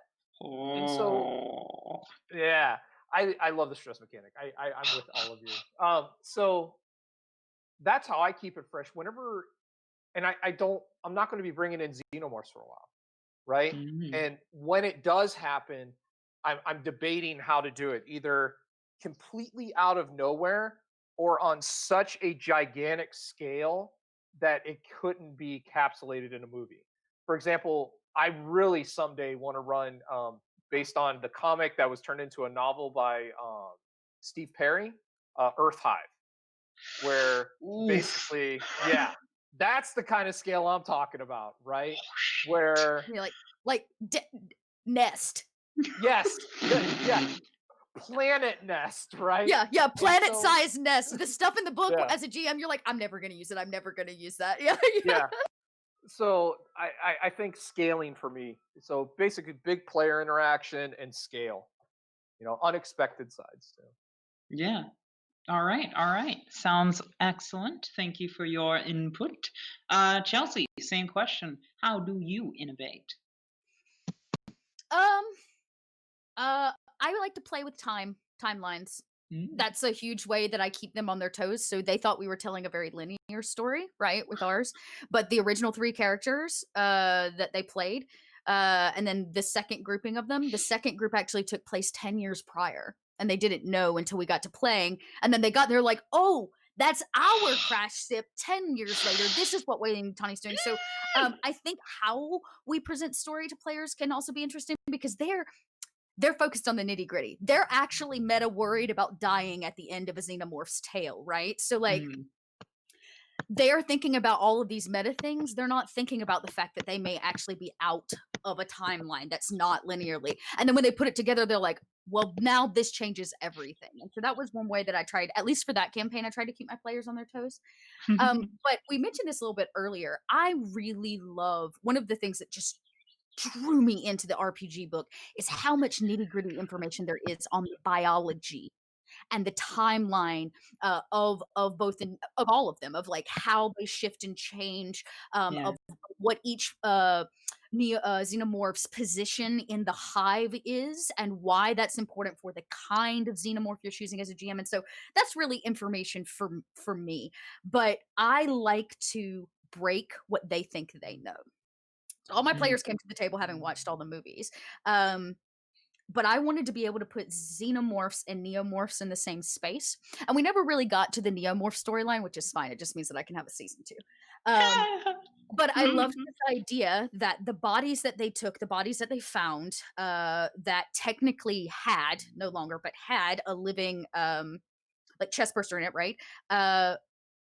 They're decaying now. Weyland Yutani's moving dead bodies that were gestating something, right? Off of Fury 161. As the body decomposes, it just goes back into a state of bacteria, which is really all the initial, like the fungus, the spores, that's all it is. So as their bodies are decomposing, they're going backwards down the timeline.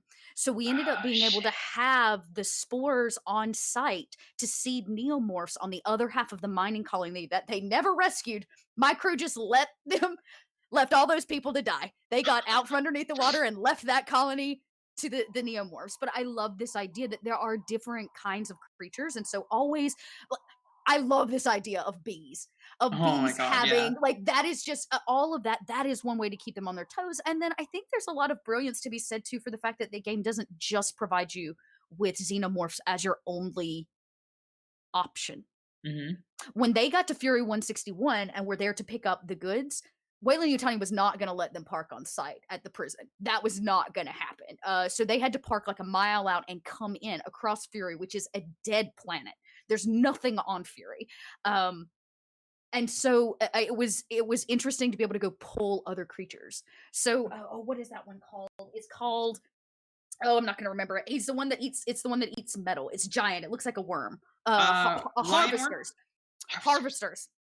Harvesters. And so they had to outrun a couple harvesters who were basically coming to like munch them and all of the stuff. And so there are other ways that you can create a bigger world, because if you actually look at the grand scheme of the franchise and the world that's created, the aliens are like this much of it. There's really not as many as we think there are, at least if you're holding true to like the story timeline to the movie. And so they're few and far between. And so really the fear is, what do you meet in between that? I mean, even the movies are set up in that way, where they always deal with mundane, stupid space stuff. My ship explodes. I don't have the piece that I need. The solar panels are out. They deal with lots of other shit before they have to deal with like metal eating aliens. You know what I mean? And so that, I think that's another way to keep them on their toes and to build a longer campaign, is to really think about space is huge. And an alien is not going to be at every location that you go to. There may be hints of something, or there may be that corporate espionage that you know was mentioned. But the fact of the matter is, to keep them on their toes, it is that impending dread. This idea that no matter what corner of space humans run to, or what we terraform, or what weapon we develop, we are still inevitably the construct of our own demise. In that, right? Like setting your players up for that in so many like different ways, and constantly for me as a GM, I'm constantly asking, when can I put my players and how can I put my players facing that level of demise, and in what ways can I do it? And there's a lot more than xenomorphs, because let's be real, they got 5 phases before I can even get to anything real interesting. So I gotta let them gestate, I gotta let them simmer and cook in the background for a while. So there's a lot of other things that you can put in their way, which seed those incredible character connections, and the crossovers and the way that they work together, so that when the xenomorphs get on site, then you've got something really interesting, right? It's just a spice on top of the soup that you've already let simmer all day long. Beautiful. So yeah. All right, thank you. What an amazing answer. All right, and Matthew, let's go over to you. How do you choose to innovate? Well, you touched earlier that where do I find all the time to do all the things that I'm doing? Unfortunately, I don't have time to be writing and creating original adventures. So I run the adventures that Free League puts out, and also showcase them on the channel. But to spice those up, a lot of active listening to my players, like what they are assuming, what they're guessing is happening, what they think is going to happen, and making notes as we're going along, and flipping those expectations, and really playing into, like, leaning into certain things that are like, oh, that's good, that's a good idea, and I'll make it a quick GM note and inject that maybe later in the adventure.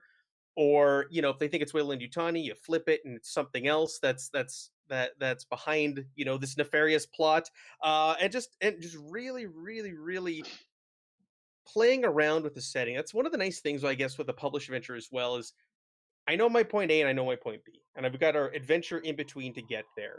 And I don't mind I love going off the rails and changing things up as we're going through there. Like, it doesn't need to be rigid. It doesn't need to be followed. I just know you're on a Destroy Worlds, you're on a mission to bring in some AWOL Marines and Destroy Worlds. I won't spoil it.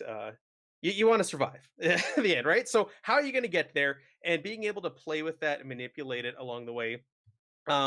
None of my 3 playthroughs of Destroyer Worlds are identical because of that, and it's good, and that's important with any, I think, published adventure. You don't have to follow everything there. It's more of a suggestion, and you know, the Alien adventures do a really good job of that as well. It's kind of like, okay, you've got to, these certain things have to happen in each act, but here's some suggestions of other things you can throw in along the way. And just really leaning into that and embracing that, and creating your own scenarios as well based around how things are going. Like, for example, in Act 2, that damn APC can solve any problem. So in all my playthroughs, I created a UPP ambush where I stripped them of their APC with rocket launchers, because that thing was just like, well, everything could be answered with this APC, so I need to get rid of it. Just doing things like that. There. I was about to say, I have problems with the bolt gun. The single bolt, where the issues like a railroad spike, or what the. They love to choose it as a weapon. I'm like, y'all know it ain't a weapon, right? It's a tool. Just because it goes through the alien does not qualify it as a weapon. Yeah.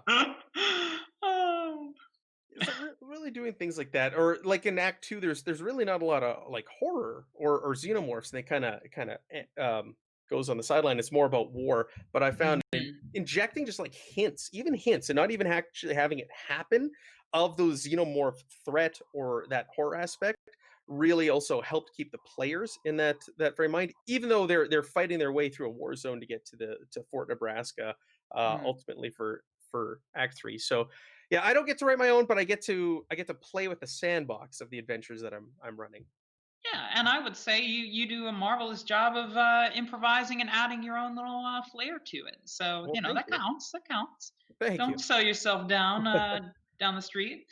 You're an innovator nonetheless. Yeah. And last but not least on this question, David, how do you innovate? Well, I think first thing to say is, having been last on this particular question, so much good stuff has already been said. Oh, I'm so sorry. No. I've got some other things to say. So I think for me personally, I like to look at the ordinary person. I like the characters to be really ordinary, and it's extraordinary things happen to them, or they have those kind of opportunities. And in that, I really like to look for moral dilemmas to put them in. Ones where there is really no right answer, and actually you can then leave the players to talk amongst themselves for an hour about trying to work out what the best solution is. And that's the best thing. It's like, I think, Matt, I think you said it earlier, others, sitting back and letting your players just run the game, and you then become a viewer for much of it. And I love that. That is great when you're onto something good, when you can sit back for half an hour and just let your players engage in what's going on. So trying to find that kind of moral dilemma, I think, is really, really important. Other things like Chelsea, you were saying about using Harvester. Now, one of the first scenario I did for this year's conventions, Home Sweet Home, the first key problem is they've got a rogue harvester in their place, and how they cope with it. And that's so in that game as well, because they are using the harvester. It's their harvester that they're using for mining. So they have these giant cattle prods that they can use to control it. There's that human ego again. It's fine. We'll just put it in chains. Just gonna put it in chains. Exactly. There was a beautiful moment when one of the players who wanted to kill one of the other players went up behind the harvester and prodded it in the wrong direction, and it went straight over the other player. But again, it's using the other things in the game that are potentially a threat. And that particular scenario, they've got to get a move on because there are other bad things happening, and if they don't, move around the base, they're all going to die anyway. But the harvest is in the way, so how do they manage that? Other ones like, you absolutely don't have to have the xenomorph in every single scenario. Not at all. Environmental things. I love to throw different sort of environmental things in. So one of the other scenarios I did recently, Alenia Bay, is based on an oil rig, but it's a supposedly abandoned oil rig. But I always just wanted to have the opportunity of somebody being thrown off the rig into the sea. Just something I fancied the idea of, and it worked really well. And that one has some working Joes in it, and there's a story that evolves and unfolds around those. I think the other thing that I find quite important is that sense of wonder is really, really important. Now, as we say, players come to the game, they know they love Alien. They probably know more about aliens and the canon than I do. But in my experience, they come to the table and they forget. They don't metagame. They role play in the right kind of way. But the other thing is that not knowing the answer is a good thing. And I think too often, and I think you can accuse certain movies of trying to give us the answers to everything. And for me, that can potentially be a mistake because you tie yourself in knots and you end up contradicting yourself, and it weakens the brilliant thing about Alien is it's a bunch of ordinary people up against an extraordinary thing, and it's just how they work that out, and that's the film. Ripley is no superhero. She's no genius. She's an ordinary person who uses her resources and resourcefulness to get out of that situation alive. And I love that. You don't need to make her more than that. And I think in some of the canon, there are some ideas that are trying to elevate her into different status, that she's much more important in the whole scheme of things. But that really devalues it for me. Don't do that. Make it an ordinary person. It's just me or my next door neighbor coming across a xenomorph. How do you deal with that? The last thing I'll say is as a GM, I love thinking of what looks like a really good cinematic moment and what would look good on the screen, and then I want to recreate that. So, Pete, you're being inside the space helmet.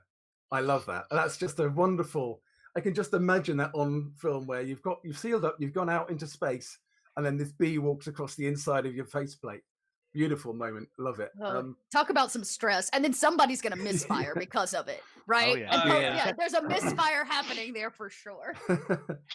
So I love thinking of a lot of my scenarios because I don't actually run very many published ones. I just never have, just personal preference. I agree. Yeah. I think largely because if I run a published one, I'm slave to the text. Whereas if I run my own and it goes wrong, I can just make it up as I go along, and I personally prefer to GM that way. what was the point I was just going to make? Yeah, about cinematic moments. So I often base a scenario around a scene or a moral dilemma or a cinematic shot that I've thought of, and then I build a scenario that gets us there. And I think that doing that doesn't, you can't be just limited to what the Xenomorph might do or what the horrible Weyland-Yutani plot might be. These are well-trod themes. They are great themes, but actually, let's step away from that and do something a bit more mundane, which actually becomes a lot more impactful, I think. Yeah, absolutely. Excellent response. We touched on, I think, honestly, a whole bunch of points there with everybody answering different aspects of that question. Marvelous. All right, let's move on to our final question of the day. Let's all have a kind of brief response for this, if we may. I'll start in the same order as I just did this time. What has been your favorite experience as a GM or Alien RPG player? This can be an in-game moment, something a player said to you, something a viewer said, etc. Starting with Lux. Yeah. Well, it's hard to pick, really. I think it's for everyone. I know. If you even can, just one sort of thing that stuck out to you. I think it was it really goes back to that you really create your own experience with this. I've been part of 2 longer campaigns now with the same GM, and at some point he decided to bring us around to the previous starting location where we started out as whole different players during the previous campaign. And so we could actually see what we had left behind there, and it was quite a frightening thing. The planet was quarantined. UPP was at the throat of the 3-world empire, I think. And yeah, we basically had left it behind a mess. The other characters did. So it was kind of an interesting throwback that, well, it can be a small world sometimes, if you want it to be. And it's beautiful where you can see that the consistency, really, that you can let it ripple through. That's some great storytelling and a good excuse to use a very, very well-made map that you did. So yeah, that was a fun experience for me. Sweet. All right. Same question, Pete. It's hard, isn't it? There's so many good. I saved this for last for a reason. So many good moments. This is the hardest, yeah. Yeah. Apart from when he said, "Oh, can I have bees?" That was an amazing moment. But that wasn't in the game. There's a couple of things I've enjoyed doing solo mode. Normally, you can in a round the table experience, you can take people aside and have secret moments. One thing I've enjoyed doing on these shows is to get the rest of the cast to take their headphones off. So they can't hear what's going on, but they can see the dice rolls on Roll20 and kind of wonder what's going on, which is quite fun. And the audience get to see that kind of solo conversation, which is pretty cool. But the one thing I've been trying to do is end each episode with a cliffhanger, which is a little bit tricky sometimes. And, you're trying to seek that kind of moment. But one of the players gave me an absolute gem. The company agent had seen too much, flipped out, gone berserk, had shot the place up. They calmed him down and they said, right, we've got to head off to this monolith. We've just got to go there, record what's there and get back and then we can leave. And they said, okay, cool. And the pilot said, fine, I'll be along in a minute. I'm just going to check over the shuttle, which is where the agent was collapsed on the floor. And as they all went off and got their gear, he just said, and I pull my gun out. And the last thing they hear over the radio is me pulling the trigger. And I said, and we end the episode there. And it was like a really great moment to just be like, bang, and then people didn't know what had happened. Tune in next time, you'll see what happened, that kind of thing. That was a really good moment that Dan, who played Mac, he calls his character Mac in every Alien show that we're going to have. So he was Makovsky in the UPP one because he was Russian. But yeah, that was a great moment. Oh man, marvelous. All right, Judge Wolf, same question to you. Favorite moment? Ooh, this is a little tough one. I got 2. and I'll make them quick. The first one was when both times were whenever you were present, by the way. The first was when Sean, I'm not going to say the characters' names because it was in Chariot of the Gods. We had Sean and Doug had just gotten mauled by a creature and was looking up to Sean and saying, you know, help me. Oh my God, thank you. And Sean pulled out a pistol and shot him right in the face. That was amazing. Yeah. Completely unexpected. And I think I cheered because it was just awesome. In a similar avenue was during your big Free League game when Jeremy had me sweating. Oh man. Because this was as a player this time instead of the GM, and I was waiting for him to see if he was going to turn on us or not. And I was ready to come through the door in the game to kill him, and ready to come through the camera in real life to kill him. Oh, So, you mean at the end? Yes. Oh. Whenever he had a chance to completely ditch us, and that was amazing. Very good storytelling. It was just everything was all around. It's where the unexpected happens. Have been my favorite moment. Oh yeah, that was a blast. All right, thank you very much. All right, same question, Chelsea. I'm gonna talk. I mentioned this moment earlier, but I'm gonna go into detail because it's still to this day one of my favorite moments as a player ever at a table, and two, it's just so badass. Okay, so during the 8-hour play test that we did, about this time last year, actually, I think, I don't know, 2020 is a blur. Anyways, my character, she's running this reactor, she's getting these people out, so forth and so on. They're kind of underground, and she's trying to get these people out, and they have no weapons because Weyland-Yutani, they're just there to keep the reactor. There should be no weapons, so they're having to like make things and find stuff. And so she's making Molotovs in this bar, right? And then alien drops out of the ceiling and she doesn't get all the Molotovs made, and it picks her up, and the dice were just in my favor. It opened its mouth and to obviously probably bite my head or do the thing, and the GM rolled so poorly that I was able to kill this Xeno by shoving a glass bottle, like a broken bottle, down its throat.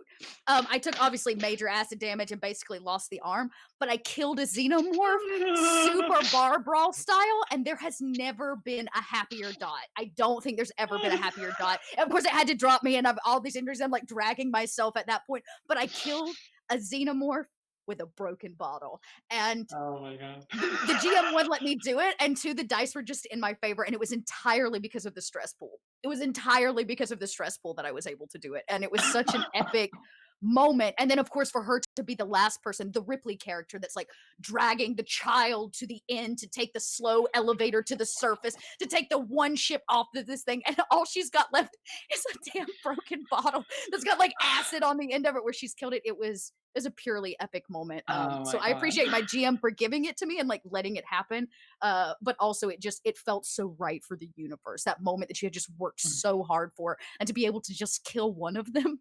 I could have slept. I slept like a baby that night, you know what I'm saying? So anyways. Oh yes, that's a real like. Yeah, I could go into power play. 1,000 ones, but the power play alone, it's still to this day. I'm like, y'all, I killed a Xeno with a bottle. Yeah, and you know what? One thing that they say about Dungeons and Dragons is that it's like, you know, the power fantasy, whereas in Alien RPG, you're not really experiencing the power fantasy. You're just a normal person doing crazy things in space. But honestly, the payoff when you live through that is so much more than she was sacrificing herself. She stood between them and everybody else and was like, "Go, I'll be the one that dies." So she was just trying to blind it. But I rolled so high with all the extra stress die that I inevitably just killed it. So it was a really great moment. And again, I think that says a lot for the die pool system, the stress, all of it. So it's just absolutely. It all just adds up. Matt, same question. Yeah, just to build on what Chelsea said, like the stress and the situations it creates. It's the most memorable things that happen in any session. Like the stress mechanic perfectly creates situations or narratives that you as the game mother, you can't plan for. You cannot come up with what happens when stress rolls out. For example, one that stands out to me from the most recent Destroyer of Worlds playthrough was one of the Marines went berserk. They rolled berserk for stress. So they had to shoot the nearest target, be it enemy or friendly. It was a friendly, so they unloaded on a friendly. They missed. The only way to break a person to berserk is to incapacitate them. So then one of their squad mates fired on them, hit, incapacitated them. We rolled disemboweled for the wound, so they instantly killed a squad mate.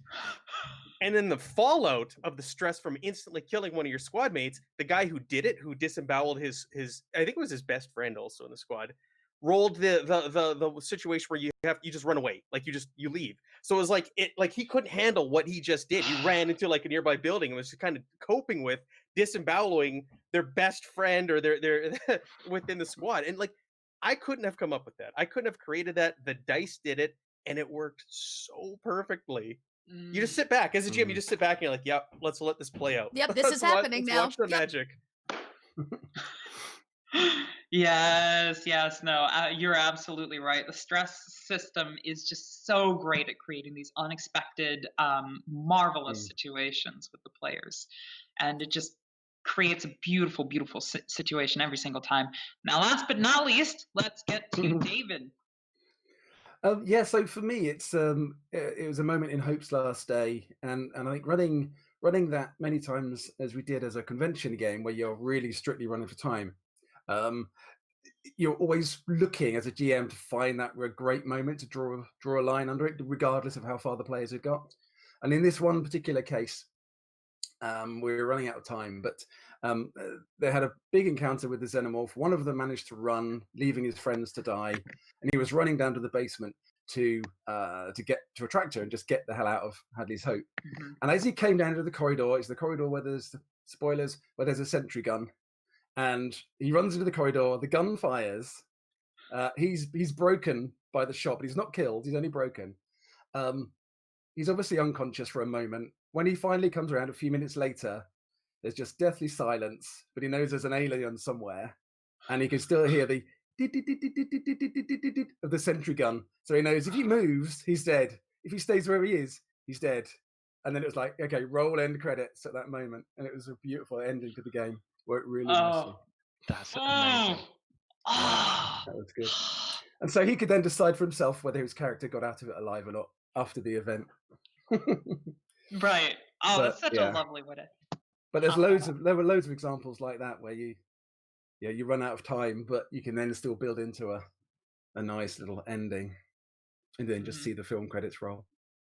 Yes, absolutely. Yeah.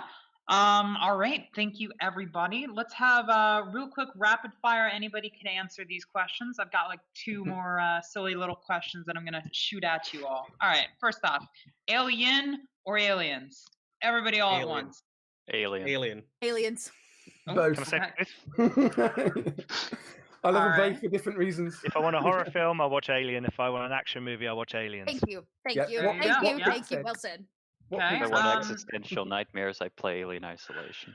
Amazing. I was gonna ask favorite mechanic in Alien RPG, but I think we can all kind of agree. Let's say it 1, 2, Stress. 3. Stress Stress. mechanic. Right? Yes, Yeah. yes, stress mechanic. All right. Acid splash. Ooh, you got me No. there. I agree. Favorite career in Alien RPG? I know a Oh. ringer, right?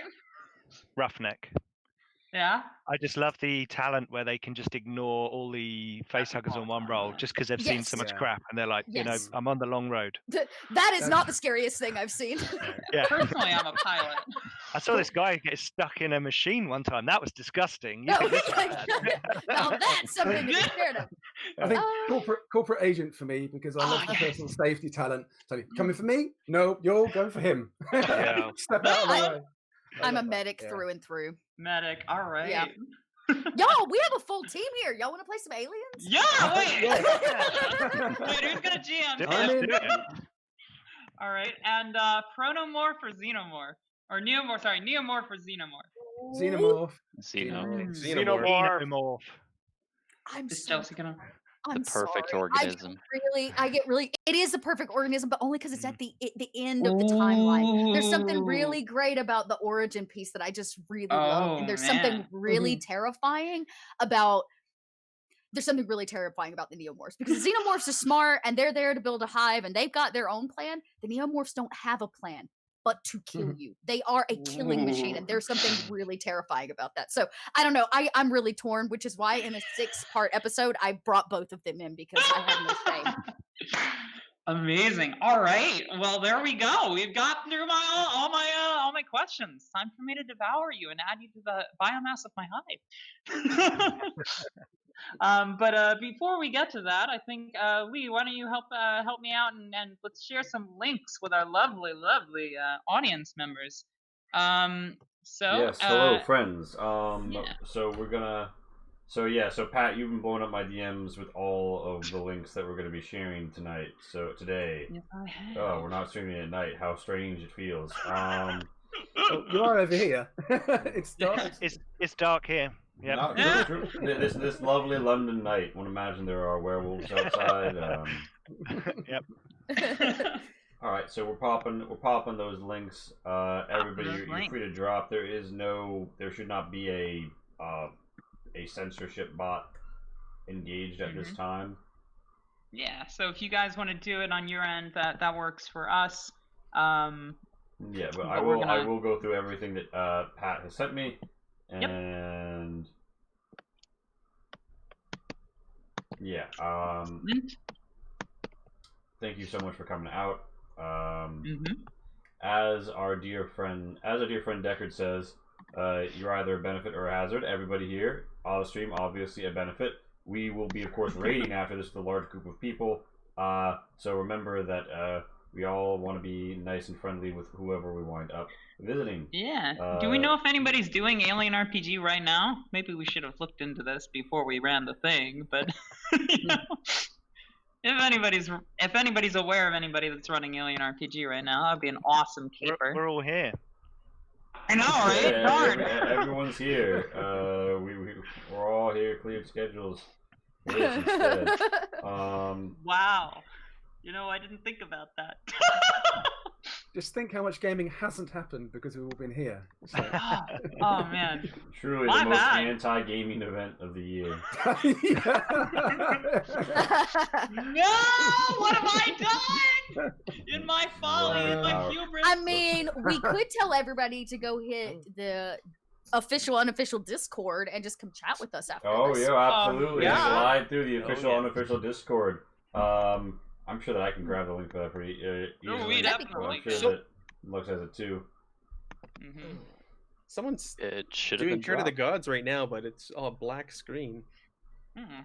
Ooh, does a Interesting. refresh, Too bad? Does a refresh fix it or? No. All right. Well, I We're will showing say that. I do see a cool Fallout stream that is doing a charity. They're doing a 10-hour stream Okay. to raise money for relief for the Philippines disaster. And they got a pretty dope frame. And you know, we love to reward the good work that goes into making a good frame. Not easy. Yeah.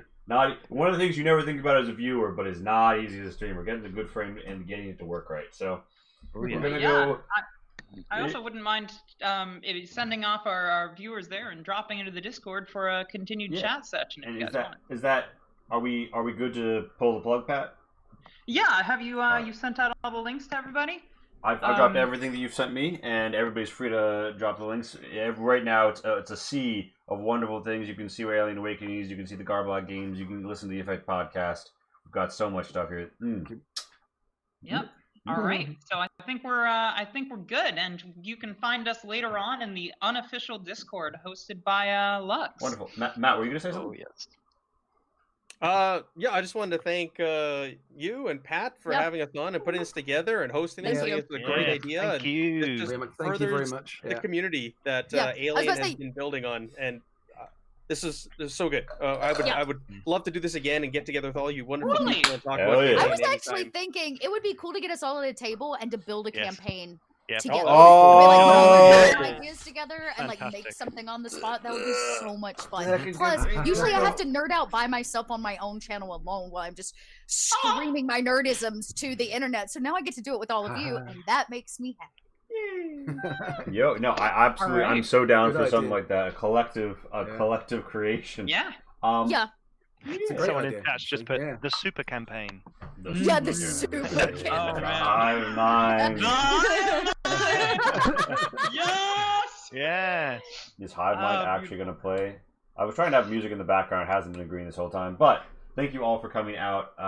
We're popping over shots to 20 sides to every story. And, we are going to be a benefit as we join the chat.